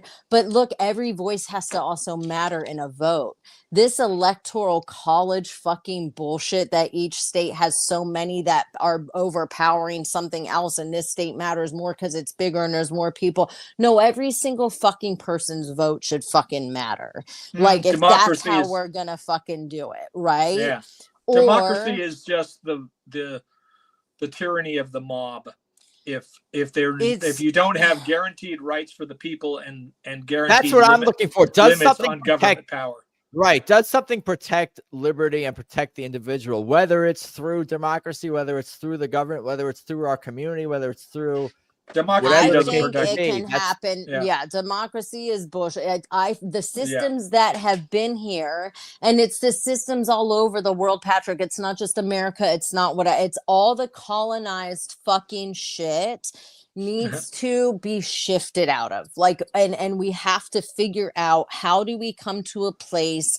What is the main goal? Is the main goal creating a planet that is clean, that offers fresh food and fresh waters, that have animals that are happy, that have people that are happy, that has clean air? What is the main goal? If the main goal is for the world to fucking disintegrate and the few people that are here during the time to have some really fucking rich, fun times and fucking be pedophiles on islands and fuck each other and do fucking like gangbangs at Diddy's mansion and all the fucking shit that's happening, like, if that's the main goal, we are there. Let's fucking go. Just ride it out, accept it, and let's fucking die together.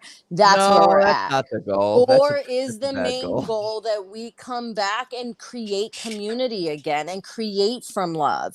And that means that sometimes your opinion is going to be overpowered and sometimes it's not. And can we all find ways to allow? I don't know how this perfect world could happen. All I know is that when I'm mostly connected to my heart, I don't give a fuck about a lot of stuff that's out here except on the fucking pickleball court. And that's where my most human fucking self comes out, and I'm a psychopath. I want to almost come. What you're describing, you're describing is liberty. You want to live your life. You want to be left alone. But it's That's spiritual liberty. It's not a government. Exactly. It's not a system. Well, it's not coming from anything that we currently have right now. Yeah. There is something, whether it's a council, I don't know what it would look like, but there's something that needs to have representation from multiple perspectives of life, not even looking at it as black, white, Asian, big, tall, short, just perspectives of life coming together to go, here are the equal parts, and then here's my presentation and expression of why it's difficult from my point of view. Well, here's why it's difficult from mine. Here's why. So we focus on what is similar, and we also bring light and acknowledge what is different, and then what can we do from there that makes it the most beneficial for all. And maybe that means separate plate. Like, you guys are more similar here, y'all fucks with that, we fucks with this, and that's where the division I don't know. And what you're talking about now is individualism. So, to get away from this collectivist thing. It starts with the individualism of self-love. It starts with the individual. That self-love. That's a whole weird thing where people say, well, it's got to be community. But no, the community starts with individuals that respect each other and say, I'm going to live my life, you live yours. As long as we're not hurting each other, I'm cool with it.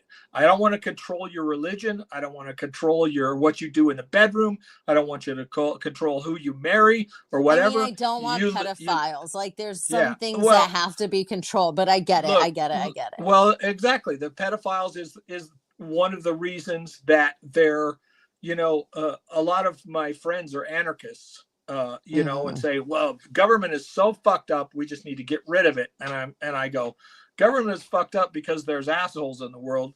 You think that anarchy, all the assholes are just going to disappear? No. So that, as with everything, there needs to be a balance. And lo and behold, we have this Constitution that had all these restrictions. It's too old. Patrick, it's 2025, babes. Principles don't change because of time or technology. They do evolve, though, to a point. Yes, there's truths that's part that of the are just laws and truths that it can change, right? Yeah. Well, and the laws and truths are, yes, like, don't murder, don't kill, don't steal. Like, there's like that. I agree with you 100%, but that's not because it's written in a fucking Constitution. This is just there's this knowing that I think we all have. We're talking about how government has run amok, and the Constitution was a limit because on government. It was never a government for the people, my love. This was always a plan the propaganda didn't just come out of nowhere in 2020. This has been decades and decades and decades and decades of the programming of all that. The departures of our strict control of government over our lives. And, so that's getting back to the Constitution would be a good start. Like you say, there is no utopia. So we have to look at the best thing for creating going back 200 years, however many years, 400 years, wherever the Constitution. Look, I'm not going to say I'm a history buff. All I know is I live in this present moment, and that's all I care about. Getting 1700 right, so 200 years ago. Getting back was when it was. Perfect. 1781 is when human design people started coming into this world, and that's where we are here as leaders to help change and shift like the systems and things that are happening. Getting back to that doesn't fucking do any. Like, to me, that's not gonna be. Where are we now? And what can we work on? Do we need to slow down technology? Absolutely. There's things that are being created. You can't slow down technology. How do you slow down technology? Well, when you're present with self, I'm telling you the truth. That's our reaction. That's our response to technology. And whether you call it the individualism and all of that, I look at it as this is self-love. You can't respect somebody if you don't respect yourself. You can't love someone if you don't love yourself. You can't have patience, forgiveness, compassion, courage, kindness for someone if if you don't see yourself as that person and as worthy as, if you don't believe that you are deserving and that you are worthy to receive and that you are able to receive everything, if you don't have that internally, and I only speak again from my own experience, where when I was in that belief that I was nothing, that I didn't matter, I experienced nothingness and not mattering around me. And when I started to shift it from the work, because I knew fucking better in the pit of myself, I was like, dude, I think I'm bigger than I can handle, was my fucking truth. I think I have more to do on this fucking planet than I even want to fucking handle, was what was coming through to me. And until I accepted and grew in that, did I experience the magic of the things that I experience. So it's like, I 100% agree. I 100% agree with you. And again, you're describing individualism. Yes, so individualism and liberty is where but in my individualism is where I started to care more about others, where I will give $5 to that person on the street. So of course, even though the individualism, like, people think of self-centered as being like a bad thing to be, it just means that you're centered like in your own self and being.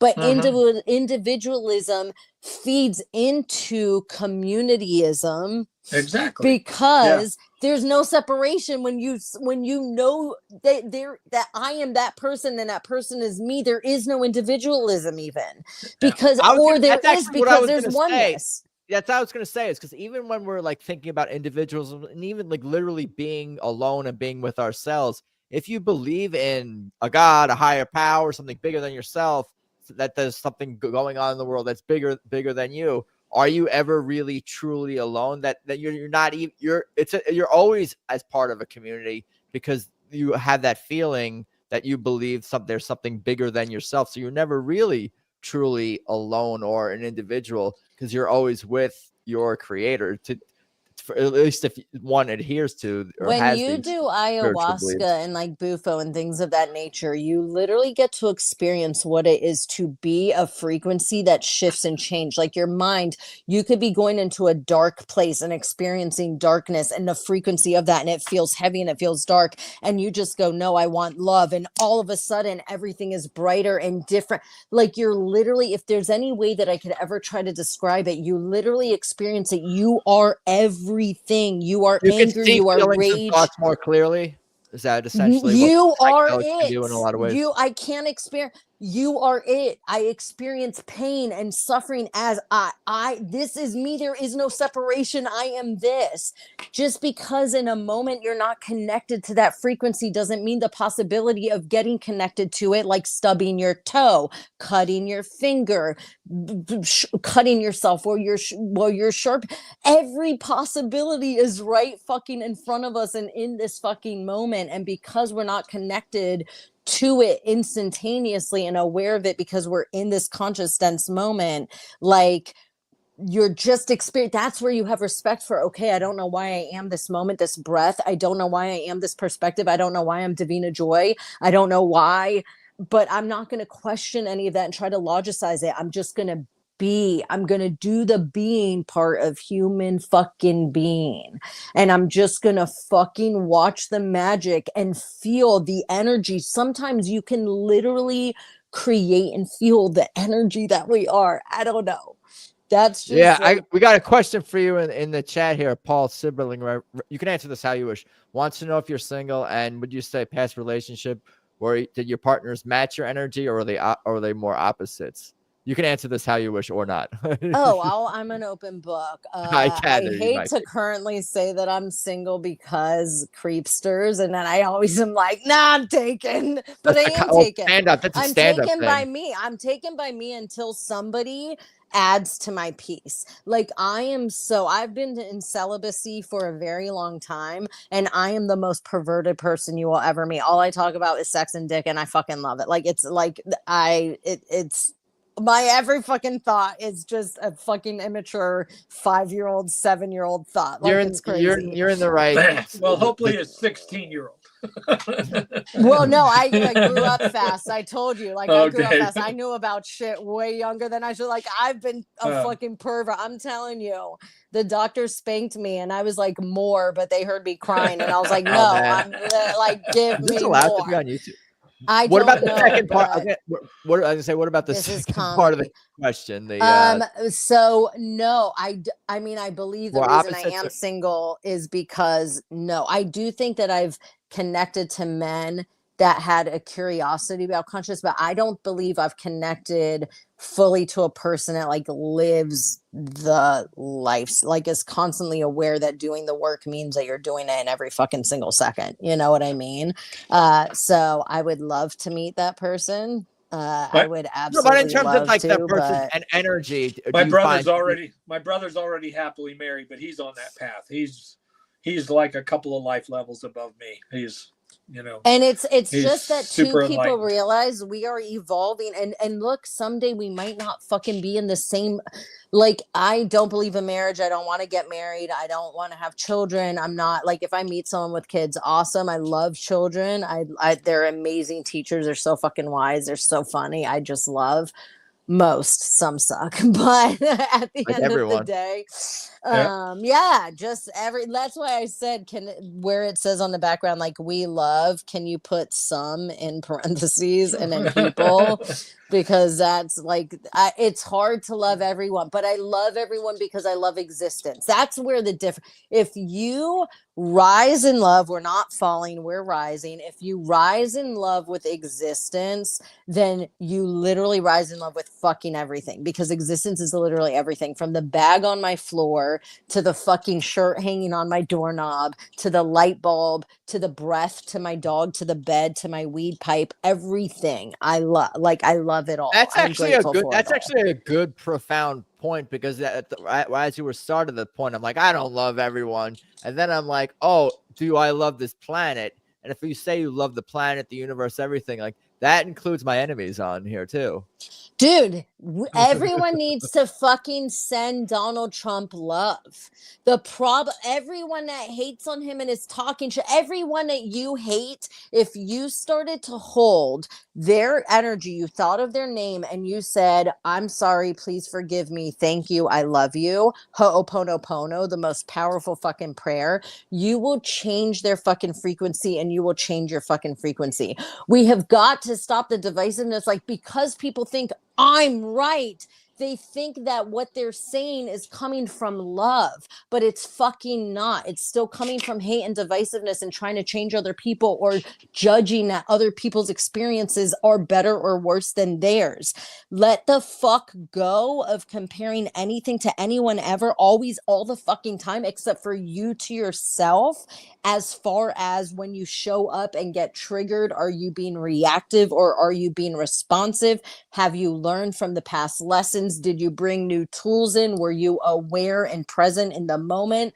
We change the fucking world this way. Stop fucking trying to change anyone's anything. Send them love. Every time we You focus can't make on a horse hate, drink water anyway. You know, you can only dude, I know. take That's them to why the all I water. do is plant the They're fucking down. seeds. Whoever hears this and this vibrates with them, awesome. Do the work. Love you. Thank you. Whoever hears this and goes, fuck Davina, she's a dumb bitch. Awesome. Thank you. You're right as well. Whoever sees this and is like, I hear you and I don't want to do any of this, fuck yeah. Enjoy your life. I love you. We're not here to have the same fucking thing. But when everybody starts living intentionally and wanting love and to be seen, and like, is individually loves themselves, that's all I'm asking. Fucking change the dialogue, change your energy, love yourself, treat yourself, take a fucking bath, go to the park, go to the beach, take a walk, do the shit that brings you joy, buy a papaya and bite the fuck into that juicy goodness, or a peach during the summer. Fuck, like, masturbate all day long. Like, I don't fucking care, but Not do every the day. things that bring you love.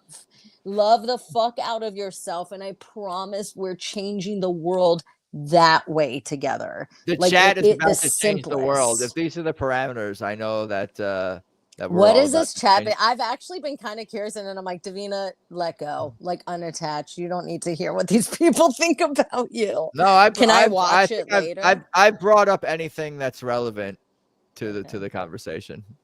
But are people like, this bitch is high or dumb? No, they want Good. they want to know about your I guess your personal life. But I already asked that about, you know, Do opposites attract in your life and whatever, all that kind of opposites attract. Look, anything can attract if you're coming from a healthy place of like accepting someone as they are and who they are. If you can't accept somebody in totality as they are, but you also see that they want to grow every single day, that's the key to it. I accept you as you are, but do you think you're perfect? Because if you do, then you're a narcissist. Do you think you don't need to change or improve? Because if you do, you're a narcissist. Do you think I owe you shit? Because if you do, you're a narcissist. Like, we need Chicks like people growth that want to mindset. fucking grow. Huh? Chicks like growth mindset. I like a guy who has a growth mindset. I just want a human being that wants to expand as a soul, because the truth is that they're not this fucking thing. They're gonna die. And what you're going back to is infinite, eternal, never ending. Sometimes I would get so high and then be so sad. I'd be bawling because I'm like, I exist. And after this, I'm going to be something I'm never not going to not be. And the fact that I don't have a choice in that because I just am fucking existence pisses me off. My default mode is existential crisis, like on a regular basis. You have no idea. All I think about is death and life and why the fuck any of this is happening. And then also, how is that helpful? Is that helpful though, ultimately? And I don't know if I believe you that you're truly consumed with that thought to the point it's paralyzing 24/7. Not paralyzing, because I learned to co-create. It was paralyzing when I was depressed and didn't do anything with it. Urine therapy changed my fucking life in a lot of ways, but also spirituality changed my life in a lot of ways. Like, once I started to know tools and started to hear perspectives that shifted the way I saw life and existence, I should be like, yay, I'm going to be something else again. I should be saying that, but I don't always feel that way. A lot of the time I'm like, fuck, man, I exist for eternity. And that's heavy shit, dude. It's just heavy shit. Do you believe in reincarnation? It sounds like we kind of touched a little bit. Yeah. Like, absolutely. There's videos, children knowing things about shit that they're like 3 years old, being like, I died. I never even knew a plane flew into the Empire State Building. And there was a show, I don't know if it was Netflix or Hulu. It was like psychic children or children that were reincarnated, like something about remembering their past lives. And psychic kids, I think is what they called it. But it's literally like, this one kid was like, I died when the plane flew into the Empire State Building, and this was my name, and da da da. I mean, we're talking about like maybe a 5-year-old. And the mom starts fucking interneting and finds out that this human being fucking existed. And at the end, she was like, I didn't even know a plane went into the Empire fucking State Building. Like, this is shit or a child that comes here and is like, like Mozart. Yeah, dude, there's a fucking connection, dude. Like, there's something there. So, absolutely. Oh, I saw this really awesome movie. Was it called I.O. or something? It was really unique. It was recently on maybe Netflix or Amazon Prime. It might have been on Prime. It's about the eyes and a connection to like the eyes being repetitive from lifetime to lifetime to lifetime, which is interesting because if you do believe that your eyes are the windows to your soul, then it would be carrying like your soul's stories, right? Like, it was such a fucking mind-blowing fucking film. I highly recommend I Origin. I think it's the letter I Origin. Mind blown. Really deep shit. Smoke some weed, go in. Don't smoke weed, go in. Don't drink alcohol, go in. No judgment, but just like, I don't know. I want people to have better high audience spirits. to Rotten Tomatoes than critics. Only 52% critics, but 70% audience. So it's probably okay, but it's deep. Interesting. Yeah, it's deep. Yo, everything it might not everywhere. Be a great movie, but it has interesting ideas in it. Everything everywhere, all at once. It's actually a great look. It's a low budget. I'm not saying expect fucking Avatar and this shit, right? Yeah, probably better. The acting is not horrible at all. There's actually some hot seat. The acting, I think the acting was not horrible. Like, I have a very low attention span, and I always fall asleep, dude. I'm a projector in human design. I love to sleep. I love to recharge. I was at my friend's house and she's like, "Have you ever seen this movie?" She's like, "I just watched it the other day and I think you would like it, but are you going to fall asleep?" And I was like, "You know I am." Did not even a moment. Like I was in it for the whole fucking movie. Like she kept looking over being like, "I think that you're going to be asleep," and then you're not. And I'm like, "Yo, this movie's fucking good. Like it's a good movie." I Cool. Origin. Have you seen Patrick? Have you heard of? No, I haven't. I haven't seen it. No, I'll check Send it me out. a message and let me know what you think about Yeah, it. some movies are IQ tests, like some jokes are IQ tests. So yeah. I just think like some music is high vibe, some isn't. Like some is like some people just get it because they're ready to have a new perspective. You have to be welcoming in and open to receive to change. Yeah. When Whether you it's want consuming art or through psychedelics or something like to or have conversations with someone. If you go up to a friend and you're any like, sort of "Hey," external stimuli, or yes, like if you're like, "Can consuming. I talk to you about something?" and they don't have it in their bandwidth, but they are a people pleaser, so they're like, yeah, what is it? And they're not open to receive the information. Like if you read the fucking room and you ask people for permission, when somebody says, "Yes, I'm willing to talk about this or listen to this or have this perspective shown to me," whatever, it's a whole new communication. This is why communication's so important. But it starts with respecting, like, where is someone at right now? Instead of putting your needs first and being like, "Hey, I have something to talk to you about and we got to do it now." Let's create a space where we can both hold space for the space that needs to be spaced. Yeah. Everything's intention. Yeah. Sorry.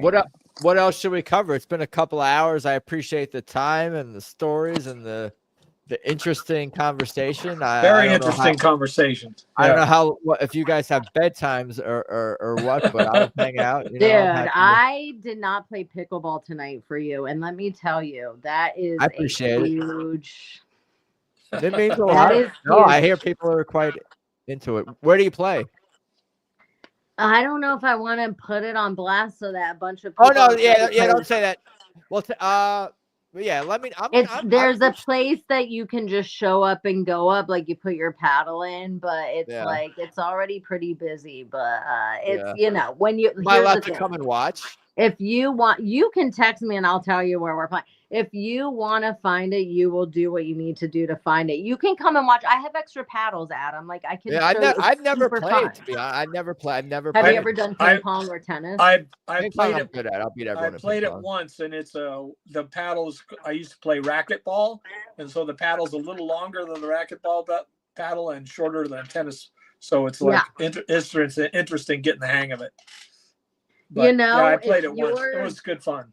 If you're absolutely obsessed, it's funny because the first time I ever played it, I didn't play it again for, it might even be over a year. And then the brother of my friend that first introduced me to it was like, "You play tennis weekly. Like, why are you not playing pickleball?" And he just showed me some things at his house. And then I went and played, and it's taken over my life. It's actually a problem. I need an intervention. I don't know. This could be I have to do this to prove to myself I cannot do pickleball. So thank you, Adam, for having me. Yeah, there you go. It's a healthy addiction though. Pickleball, sports, exercise. Right. If you're not healthy, because you get crazy.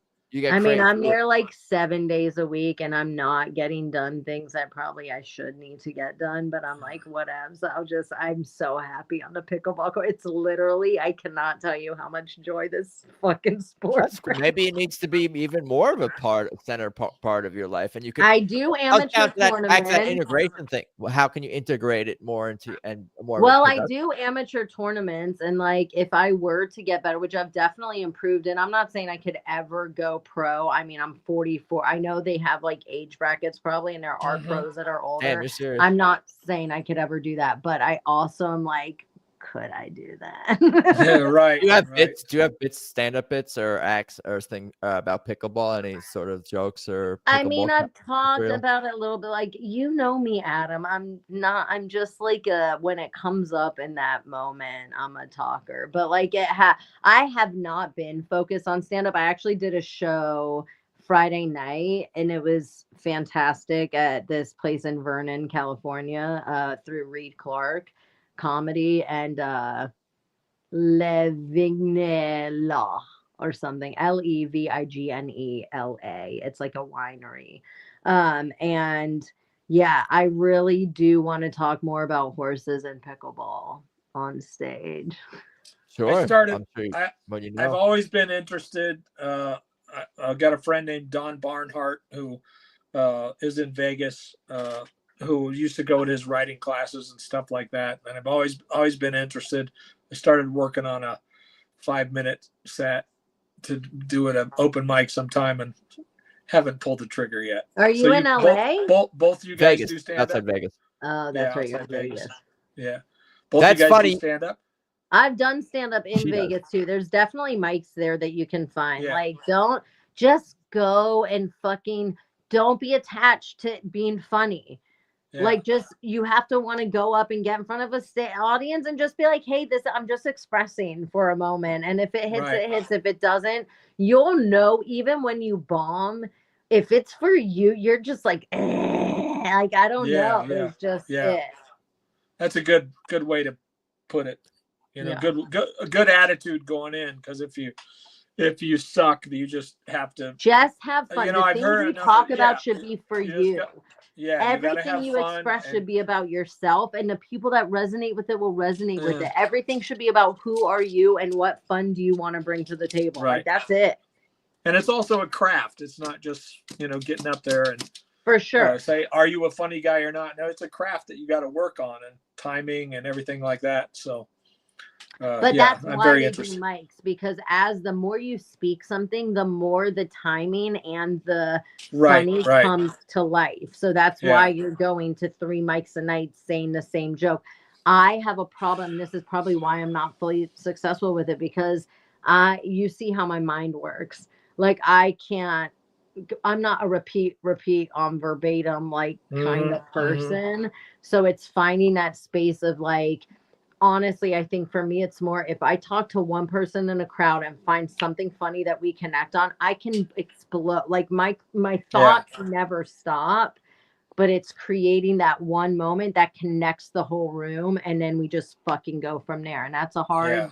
That's a hard. What thing about to a do. one? You ever think about like doing a one-woman show with maybe even like bullet points that you could hit, or certain themes that you could sort of at least give you some sort of parameters for a show? Because maybe that's a better form, or not a better Honestly, form. my but another one-woman form to show would explore. have to be like me right now. Like, that's what it would be called. Like, who am I? Like, if I had a bad day, I would show up and be like, I fucking hate everyone and everything right now. Like, you need like a stream. You need like a streaming show or something where you like. I'm telling you, I need cameras on me 24/7. This was my childhood thought process that like it's always shifting and changing. Do you live? I think I caught you. Do you live stream on Instagram? I've done live like with the urine therapy stuff, but I haven't for a while. And I honestly feel that I should, but there's this belief. See, this is where my work comes in.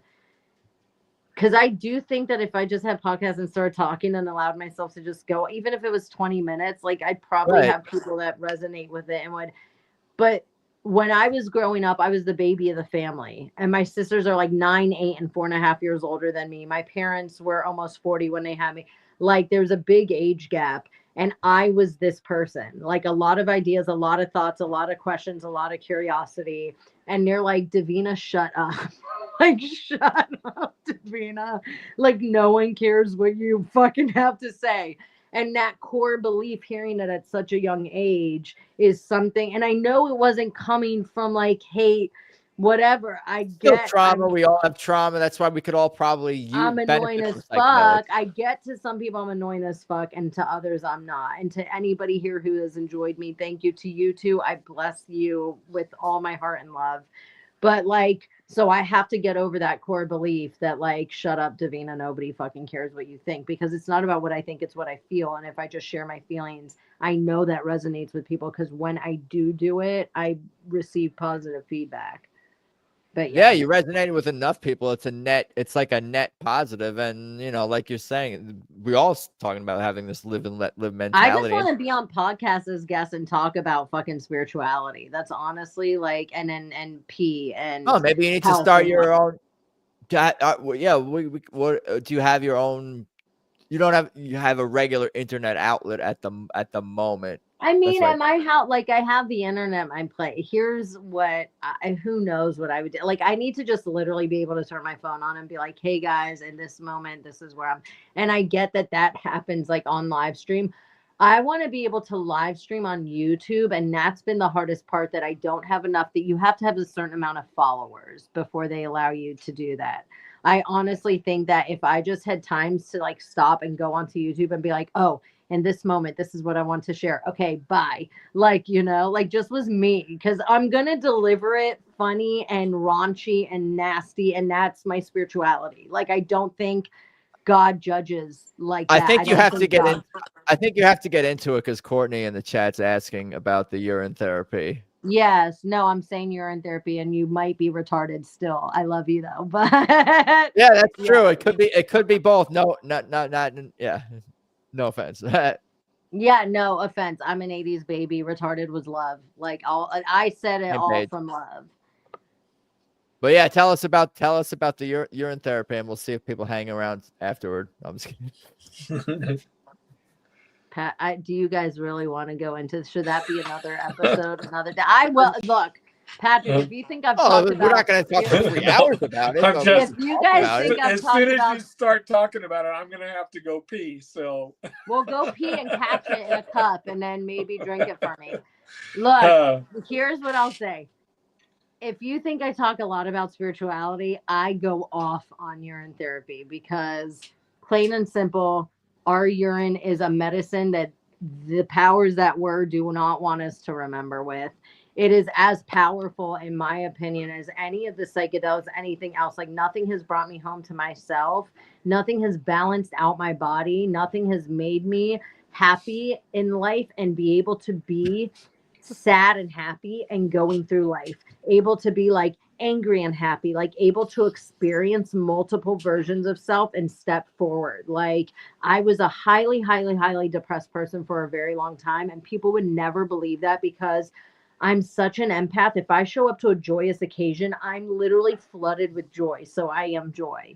Like, I'm a very open fucking heart to like what's around me, and I'm a projector in human design, and we plug into people's sacrals energetically. This is a whole thing that's way beyond this. Point being, our urine is very, very, very sacred medicine, personally made from you, of you, by you, for you.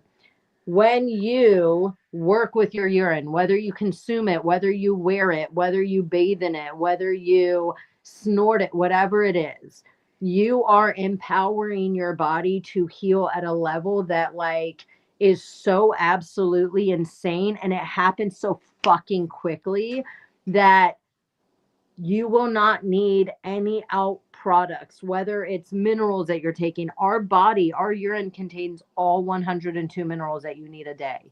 Literally nothing on this planet has all 102 minerals. You can take sea moss with burdock root and bladderwrack, and that will equal 102, I believe. I'm almost 100% sure. Other than that, and that's $80 a fucking bottle. Or you can drink your fucking piss, which is free coming out of you. And it literally has stem cells, all 102 minerals that you need, HGH, hormones, electrolytes. There's 4,000 compounds in urine. Urine is the most studied substance on the planet. You're not going to hear about it here in America because what do they push? Pharmaceutical, pharmaceutical, pharmaceutical. Other plant countries, Asia, big. There's over 5 million people in Germany that do urine therapy. Urine therapy is the oldest practice on the planet. It is the most powerful thing that we can do that will change this fucking world. And I truly believe the new earth is going to be filled with piss drinkers. And we say that with so much love and excitement because it changed my entire fucking life. I wear it, I snort it, I drink it every day since January 22nd, 2022 was when I first started. Took me 10 months to get there. You can make gunpowder out of urine. See, urine is for everything. ChatGPT says 20 to 25 minerals for whatever that's worth. No, 102 minerals that we need a day, and there's 102 minerals. ChatGPT is compromised. I'll see what Grok says. Also, so what about drinking other people's urine? What you what can't. So here's the thing about other people's urine. I think that as a couple, you could do that, and that could actually create a like energetic, almost like the blood thing, like you cut each other and like share blood, like that energetic like connection. First date activities or no? What? What did you say? Are these first date activities for you? The blood and urine no, exchange? No, not at all. No, I'm just saying energetically, fluidly. So you could drink someone else's. A few things. You don't need to. There are people that fully believe your urine can never hurt you. I'm one of them. It can never, ever hurt you. So even if you were doing chemo, even if you were doing radiation, there are people there that have the belief that you would be fine to drink your own urine. There's other people that have the belief that if you were doing chemo or radiation, those two things specifically, because of how low vibrational they are on the body, that you should not drink your own urine. And if you are to drink someone else's, they should be of the same sex because of the hormones. There are couples that drink each other's urine and it's fucking fine. Urine cannot hurt you. I have literally drank I'll be alone forever. I don't care. 4-month-old fucking piss of mine. Like, because the older it is, the stem cells multiply. So it actually becomes more powerful, not less. Yes, there are ways to evolve it, age it, whatever you want to call it. Point being, the fountain of youth, the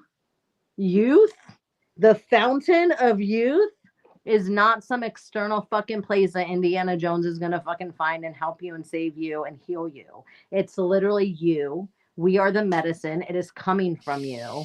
And urine therapy has literally changed and saved my life. And if I'm alone forever, this is how powerful my piss is. Do you drink extra water to avoid dehydration? Question about dehydration. So one thing that I will say is the kind of water that you start drinking is distilled. Distilled water is actually very powerful water. It actually detoxifies, pulls metals out of your body. It is a very clean, use it for ironing only because it's a fucking good water. The reason that you wouldn't want to just drink distilled if you're not doing urine therapy is because there's no minerals in it. And we get our minerals from spring water. This is why spring water is the best. It's coming from the mountains. It's coming from nature, from the rocks, like the natural earth minerals. And that's what you're getting. So I drink distilled water only. Yes, you want to drink water. Now, if you're looping, I did an 11-day fast where I literally lived on my urine for 11 days. No calories for 11 days. In the morning, I would drink 1 or 2 cups of distilled water. The rest of the day, I would just pee and drink it. Like, it's called looping. So, you can survive. I could go longer. I wanted to go longer. I never drink a man's pee on the first date. I'm a prude. Oh, I've never drank any man's pee other than, I don't know, pre-cum. Like, what, dude, here's what's so crazy to me when people hear about urine therapy and they think it's gross. I'm like, you've literally swallowed a stranger's fucking nut, dude. Like, guys go down on girls and have them squirt in their faces, have them come in their face. Like, we are so disconnected from self and program that it's like, hell yeah, let's go fucking, get nut down my throat. But ew, drink my own urine, which is an ultraplasma filtrate. It is not a waste. That's why it's sterile. It's part of the circulatory system. I tell people, even the next time you get a cut, put some pee on it. As soon as you get a cut, put some pee on it. Look at it a few hours later. Look at it the end of the fucking day. Dude, I know what I'm doing after this podcast is over. I'll tell you that much. Cutting yourself and then pissing on it? That's so weird. Send me a video. Just kidding. No, but I'll try that because, I don't know if I'm going to have, I might have This with is you what or I tell something, people. If you're but- just starting, it took me 10 months to get there from when I first learned about urine therapy to do it. So like, don't force anything in life. Don't fucking force shit. If it's not a fuck yes, it's a fuck no. Live your life in fuck yes fucking energy, dude. Like that, like just, and I get it. Some jobs are not a fuck yes. Find the fuck yes in it if you have to do it for right now, and then find your way to more fuck yes and more fuck yes and more fuck yes. Like that's just step by step. Don't fucking, or trust, take a big leap, fucking quit everything and watch the universe fucking show up for you in ways that you never could have imagined, because you can't imagine it because it's magic that you're co-creating with the universe. That's another thing too. Maybe you live on the street for a little bit. There's a lesson in that. Okay, I don't know. Maybe you live in your car. I know a lot of comedians that lived in their car that are fucking super famous now, and I'm like, okay, maybe I need to move into my car for a little bit, dude. Like, there's something to it. Humble. Yeah, being humble is important. The gratitude is important. Something else what we I said tell people earlier, is living in love and light. Drink 3 or 4 cups of water, Adam. Like the first time I did it, my pee was so fucking clear, you almost wouldn't have fucking known it was. Well, that's pee. healthy. That's it's not supposed to be a It's golden not even art. about the health. It's about like the taste. Like initially, it's gonna be salty. And I thought it tasted like, honestly, chicken bouillon cubes. I thought it was so crazy because I haven't eaten chicken since 2013. I haven't eaten red meat since I was 11 years old. Like I'm pescatarian technically. But I drank it and I was like, it reminded me of my childhood when my mom would make me chicken bouillon thing when I was sick. I drank it and I was like, how the fuck does my piss taste like chicken bouillon cubes? That's nuts. It was nuts. Everything tastes like bad. chicken. Everything tastes like chicken. But it didn't taste bad. So start out that way. But I will tell you that I felt energized and amazing. I felt fucking incredible. So much so that I'm here over 3 years still drinking my piss every fucking day, dude. You're a But I drink my pescatarian. first Says, of the day. you're a pescatarian. Says there goes the neighborhood Tony in the chat. I'm a pescatarian for fucking. That's pretty sure. good. You can use that. That's a good joke. Yep. Why do you think we're called people? I mean, it's literally everything's in the name. Like, you know, conspiracy theorist Patrick Friend, like everything is right out in front of us. Like, and if you're born, you've already done it because the amniotic fluid is 70-80% urine, and the baby, once it develops its kidneys, is literally peeing and drinking it. Peeing. It's literally the water that creates life. And why a baby comes out so smooth, because it has the most urea is the most moisturizing substance they know of on the fucking planet. Like, there's so much information out there. People, I'm doing some AI chat GPT grokking as we're chatting, and there's something to we're pissing stem cells. Like, at the end of the day, if anything reads to you at all, people pay tens of thousands of dollars for stem cells. I've done and it. You don't have to just drink it. Let's say you have a fucking broken arm. Soak a washcloth in urine and put that shit, a compress on your arm for 20 minutes a couple times a day. You will heal faster. You will heal better. I don't know. Maybe a broken arm. I don't know. Maybe it will help. Dude. No, a broken fucking, I'm telling you, fucking yes. It will heal you faster. Even breath work. If you have like full if it's stem cells, that would do it. It's stem cells. And it's the type of stem cells. It starts with an M. I can't remember that. It's a long fucking, of course, scientific name. Mesenchymal. It turns into anything your body needs in that moment. When I started urine therapy, I had this breast pain that I had for a really long time. You know, my ass ain't going to doctor. I'm like, this is how I die. This is how I die. Like, I literally am just like in full acceptance of whatever's going to happen. Little did I know. And this was, I think I realized it after I did the fast. I would not even be able to put light pressure on the side of my breast. This happened this is back in 2022. After the fast that I did, I was like, dude, I can I can push into my breast. 4 years and years I had pain with right before my period, when I wasn't on my period, my dog would lean up against me and it would make me jump. It was a sharp fucking pain that I had in my breast. I'm sorry. What thing I have done, and I haven't put a compress or anything. I just drink my fucking urine. And There I you go. pray into it. I send intentions. There are times that I'll drink it and I would say specifically, like, please go to my right breast tissue and whatever is going on over there, please help repair. Like, if you speak to it, it's listening. It's there. It's with you. Like, I truly believe that for everything. It's in the beliefs of the beholder. I do think there's something to that, because I'm like, there's all these religions in the world, and they all have some similarities and overlap. And I think it ultimately comes down to, like, if you're practicing and you're a true believer and you're practicing righteousness and you're acting with intention, like, they all might work. Whatever, it all gets you Can to I the blow same your place. mind about that since you brought up religion? Sure. I think I've told you this before. The Dharma Tantra is a religious text from India, 5,000 years old, 3,000 years older than the Bible. The god Shiva in the Dharma Tantra talks about urine therapy for 107 verses. It's literally a 5,000-year-old text. That's your Bible. Practice. Huh? That's your Bible. Go on. Go on. Oh, I'm a Jew Muslim. I have no Bibles. I'm a spiritual bitch. I have no nothing. Yeah. Like, to me, when I hear that exists, I'm like mind blown, because I've experienced what urine does, and it makes fucking sense to me. Like, why we're called people. Sometimes I'm reaching. I'm glad we're not poople. I'm glad we're not poople. I was Yeah, saving that one. yeah. I was saving that one. Could you imagine? I'm saving the on a scale of 1 to 10, urinate. Urinate. There are a lot of puns. There are a lot of puns. There are so many puns, you and I have know found all of them. You know a lot of them.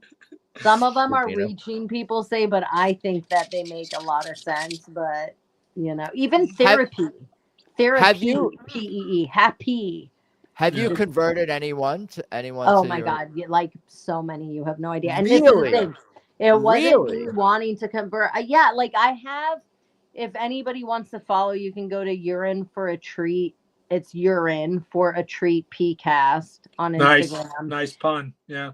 And it's my PCast. My friend Hunter gave that to me. I wish that I thought of it myself, but I also wasn't actively thinking of a podcasting yet. But apparently, I'd asked one time on a story. But you're in my prayers. You're in. But Urine for a Treat PCast. I haven't been doing them lately. I really should, but I interview people in the water family who talk about their Is there story. someone else? Is there other people in this space that there's Troy a lot Casey is the certified health nut on podcast Instagram. for everything. He has been doing urine therapy for 20 years. He's a hot, sexy, older fucking dude. His body's banging. I don't think his mind all the time is that great, but like, you should keep pursuing and doing. Because I was thinking to myself, I'm like, oh, like if she keeps going with her urine podcast, what is her? I like, really should. What is your hook on it? Your hook is you. You are the. It's a urine podcast, yes, but you are a unique entity unto yourself. So all you have to do is just be you and talk about. I mean, but it's so not even about like, it's about sharing people's stories of like how it benefited that, because my story could just get repetitive, like on what it is. The pee drinking community is wide and vast. I don't know if it's true. I mean, I assume it is. Millions of people on this planet. The internet. Now, in India, the shitty thing that they did, is, no pun intended, is they sell cow urine as if that's more powerful, more sacred, and better. That's because you can't, and this is why the government wouldn't want us to remember through our urine. They would get bad Yelp off somebody. All you need is your own. You don't need an animal. You don't need a cow's. You don't need anybody else's. What did you say, my bad? I said they would get bad Yelp in like a true free market if like we would know like where the best urine comes from and who's giving the scam urine. We don't necessarily see the government. It's the government's fault that they're getting bad urine, because in India I would guess it's being allowed. Well, it's the government's fault that people don't even know their power through their piss. Yeah. The power, your power. Where is it? I guess I could do all this research in myself, like at some point. But I love answering these questions, because sometimes when somebody just has, if I have the answer, I'll tell you. All I can tell you is from my experience. Are there geographic places in the world where it's culturally or in a community? It's like Germany has a lot of people that do it. India has a lot of people that do it. I want to say Germany's a Asia. stem cell centric forward country, from what I understand. Athletes go to Germany and from the U.S.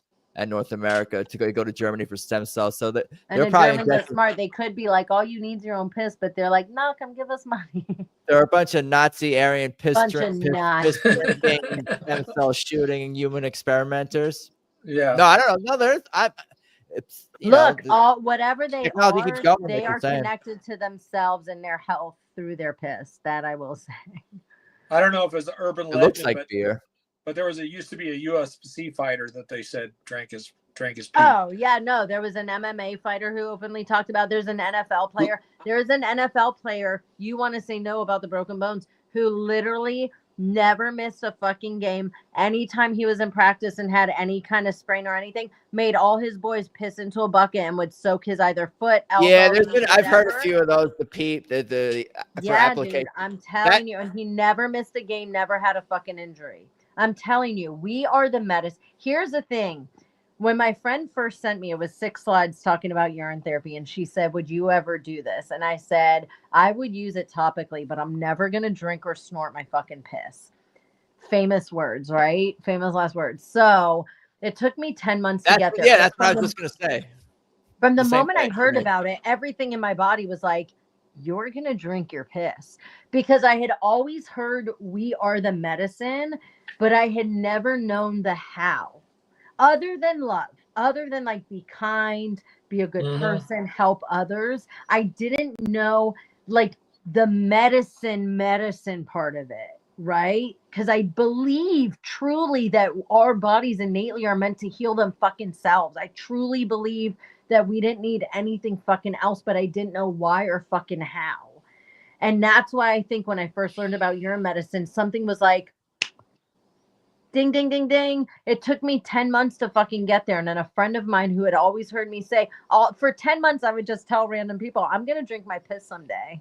I can't wait to drink my pee someday. Like, I just talk about it, but like never do it. And I had a friend who started doing it and he's like, Davina, just do it. Like, there's no time like the present. And I'm like, when it's meant to happen, it'll happen. And a friend sent me this podcast.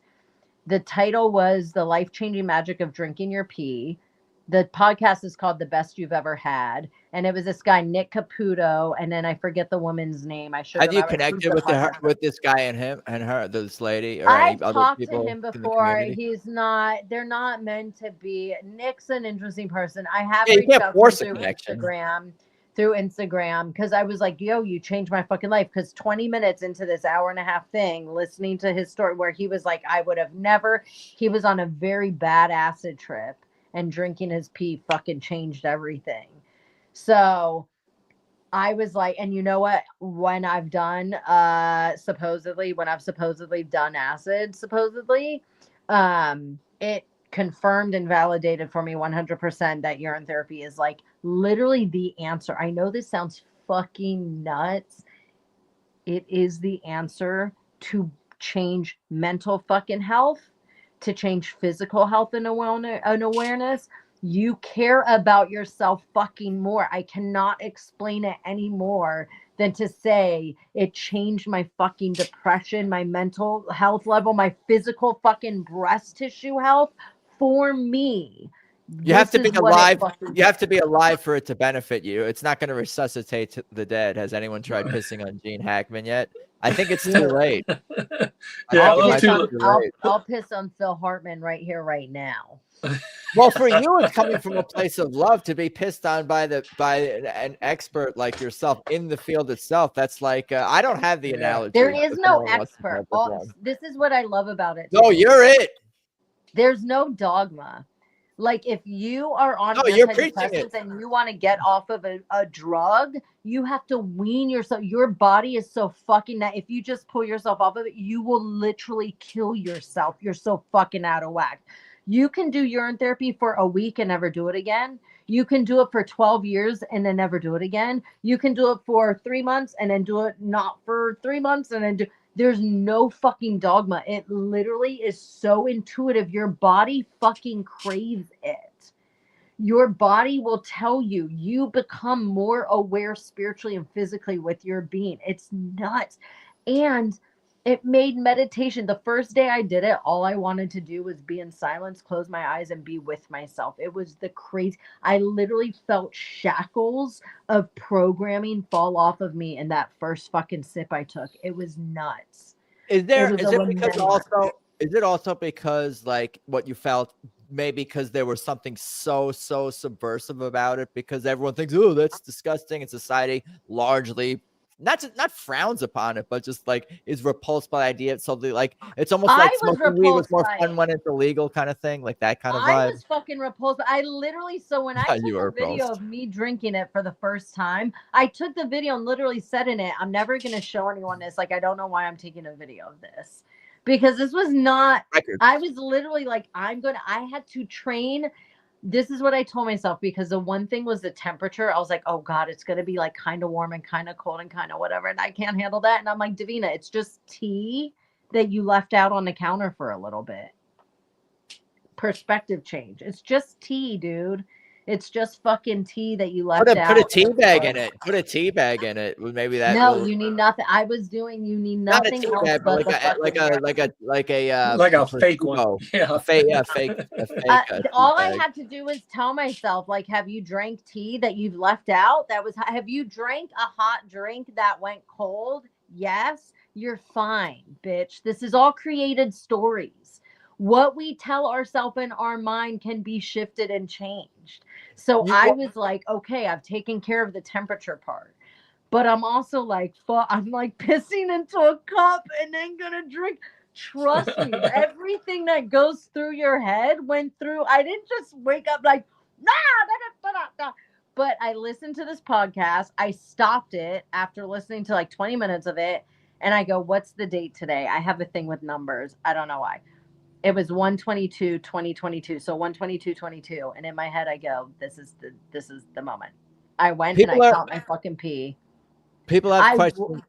I was gonna say, people have some questions in the chat, like, can you mix it with lemonade when you drink it?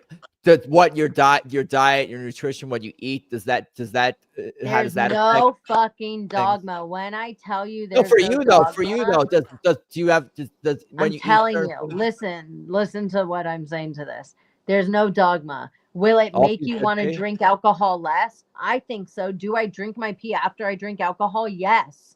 It doesn't. It's not, your urine cannot hurt you. It's not going to hurt you. Will it make you want to eat better? Because let's say you eat a fucking McDonald's burger and then you drink your pee and you go, yo, that tastes rancid. Do you want to continue to put shit in your body that makes your piss taste rancid? Because I'll tell you this right now. Your piss can taste delicious. It can literally taste delicious. It's crazy. It's even when, because I drink my first of the day. I know this is crazy stuff, guys, and I know I'm going to be single forever. I know I'm wearing yellow. Bitch, this is my life. Okay. Listen. Just keep connecting with these people in this community, and I don't know. You have to put out the energy. Listen, whatever, guys, go to. positive. I'm trying to think. My breathwork sound bath is where I want to have the most stuff. So I think it's at Ancient Elevations on YouTube. If you go to YouTube and go to at Ancient Elevations and follow me and help me get followers, so I can start like streaming and talking about shit. I also have a Urine for a Treat PCast, I think, as a YouTube as well. Whatever you want to follow, just show me that I have some fucking support and can be seen, and I would love to share this with you. But let me answer those things. Wait, Paul's sibling rivalry is ready to get serious. I would wife her up today. She is single by choice. That is true, but only because the right fucking vibrational frequencies got to come in. And I've got to be attracted to you. And look, I'm not going to lie.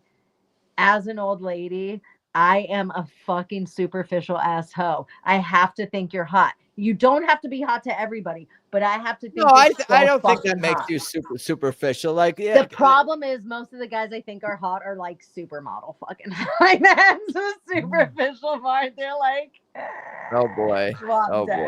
But look, I have an eclectic it's your energy. You just have to have a dick. I'm sorry, I'm not into women. I wish I could be that open, but I love dick. I just love dick. I'm not into puss. I got what I need. I got what I need when it comes to both. But dude, it's not necessarily by choice. People think that this is cute all the time. It's really not. I go deep constantly. Everything means something to me. Like, if you want a reflection of me always asking, like, what's your fucking intention?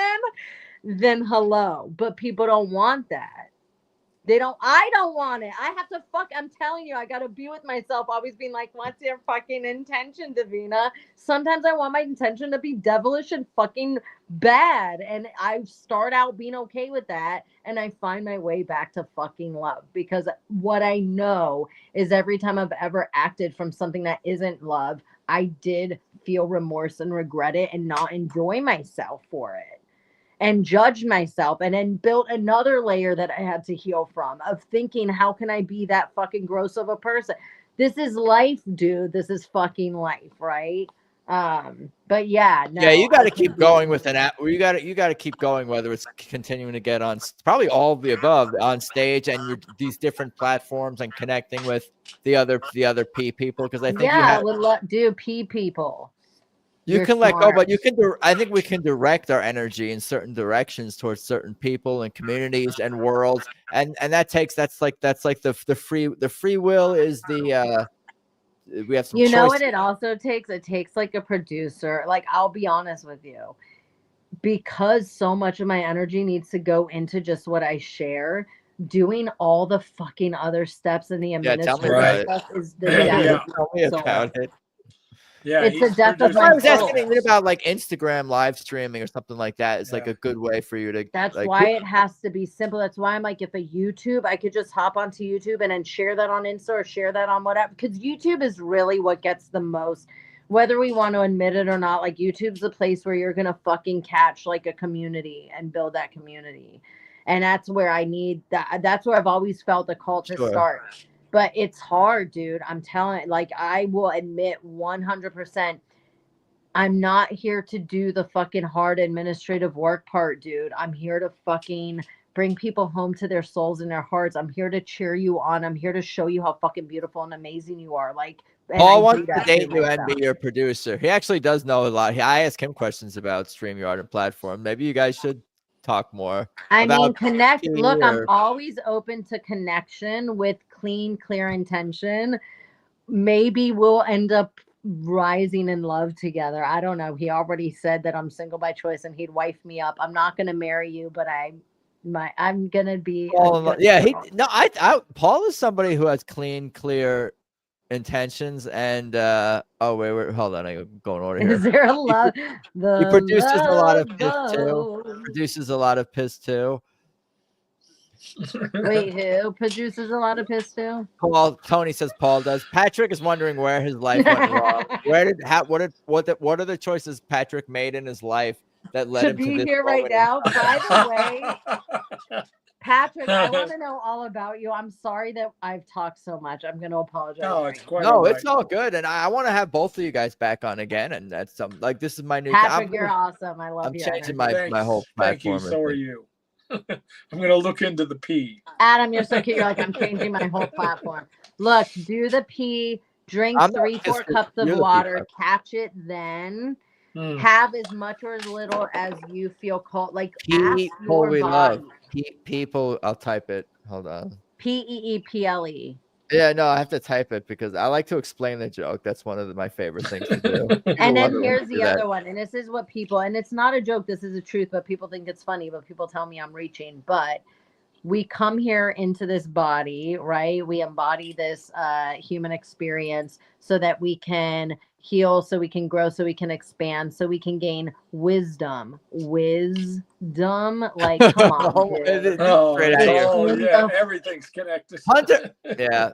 Wisdom, fountain of youth. Like, dude, these are downloads when I was high that I was like, yo, how does the people one blew my mind. Like, I still stop sometimes and go, we're fucking called people. And then I just, you need a one-woman show. Do stand up too, but I think you need a one-woman show is maybe a more ideal platform for something more centered around Thank you and for saying. I've spirituality. actually thought about like, dude, what if I just invested in myself and rented a very small little theater and just was like, hey guys, I'm gonna be doing Yeah, some you could weird find shit one. for an hour here.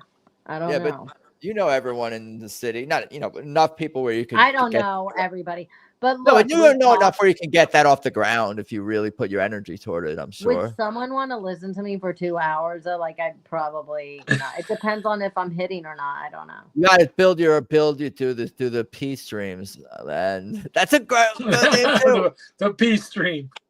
Dude, episode, or it could be episode. So Yeah. it could go either way to piss or pee, bro. Like, I'm telling you, Yeah. there's so many. Stream of ideas is endless. Oh my Live- god. Yeah, live H-A-P-E. streaming. Whole new definition of live streaming. Dude, Yeah. seriously. You have to do it just because of the pun opportunities. Why do you think Right. people want to pee in the bathtub? Like, we all fucking do it and we all love it. Bathtub, Convenience. shower, whatever it is. There's something internally that is now when you Convenient. start And doing the it water with running intent- makes you want to do it, but also, you know what? It doesn't smell halfway. Oh my god! It doesn't smell. It kind of smells like buttered popcorn a little bit when it's in with It combined with can. water. With water. It can, I'm not gonna dude. do it yet. Well, No. good to know that you've sniffed your piss before, bro, because that was very Live specific. stream. Live Live stream. Yeah.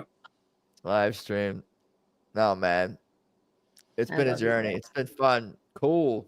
What else should we cover? Should we keep going? How's everyone doing? Hanging in the chat. I Thank mean, you I for- can't I'm- go to pickleball, but Patrick, how are you? I'm old and tired, so I'm going to sign off. I'm old and But tired this is- too. But This has This has been great. awesome. This has been awesome. Oh. I really appreciate the invitation. oh, thank you, Patrick. Why don't you tell people what you're working on these days, and even a little bit about Max Justice if you want, where people could find and follow you well, and all that. I produced a beginnings of a web series called Max Justice, which is on YouTube. My website is down right now because I'm lazy, but you can look up Max Justice on YouTube. It's a story about a libertarian superhero, kind of the premise of, whenever you see some really horrible injustice and you wish someone would have been there to stop it. That's the kind of the premise of Max Justice. Ooh. And yeah, he gets superpowers from an entity that we don't know where it's from. Kind of might be from the future or alien, but he gets some powers and goes about at stopping injustices. So it was a good. Yeah, it's a good fun thing, and I would love to make more. I've always been good at making films, not great at selling them. So, but we'll see what happens. Yeah. How do people find how do you find it on YouTube again? Is it 2 X's in Max Justice? No. Am I tripping? No, Max Justice, just one word. And there's another web series called of the same title, which is confusing, but this is the one with the guy in the black cloak and hood. And I sent you a link. I see Max Justice for All. Yeah. With the number 4. That's it. Gotcha. Max Justice for All. That's right. Yeah, cool. Yeah. Okay. And then Is the prequel Men Justice for All? They're gonna be the prequel. And it's and on X, I'm Patrick Kerby 58, spelled Kerby Kirby. Cool. And what about you? You're gone. No, what were you say, Patrick? Oh, I said, yeah. So there you can see mostly my rants about liberty and what's the politics of what's going on in the world and stuff like that. Cool. What about you, Davina? People find and follow you. I'll give you the floor. We can wrap things up. Yeah. Is there like a description thing that you can write it in there too? I have a million things. You yeah, can well, follow I on see the smallest fat Instagram. girl. Instagram. Yeah, the smallest fat girl on Instagram, or Ancient Elevations. That is my breathwork sound bath, bringing people home to themselves and remembering through breathwork and sound.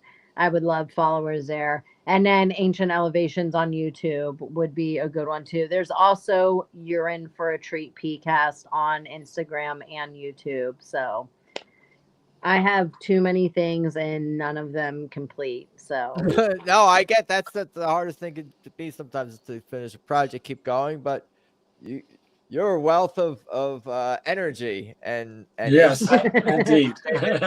And as Yeah. and as are you, Patrick. And I appreciate both of you guys. This was super fun. Thank you to very the- much. Thank you to Thanks, the Rick. chat for hanging episode out. 169, 69, Yeah, I was they're trying to- overrated. Woo! Yeah, 169 is definitely, it's nice too. It's also a good number, but Okay, pervert. Just kidding. yeah. I mean, yeah, they're nice for like the first 3 seconds, and then it's like, okay, can we focus and then we focus and then we focus? Like, there's other Fair- ways to be more perverted and naughty. Fair enough. But again, Yes. thank you everyone. I appreciate it. What am I at? Adam Choit. People we love, subscribe and YouTube, Rumble. CHOTT. I'm gonna probably rebrand and change the name and some URLs. So we'll see how that shakes out in the next few weeks, a month. But definitely subscribe and support. I definitely appreciate everyone. And let's talk soon. Peace. Yes. All right. Good. Take care.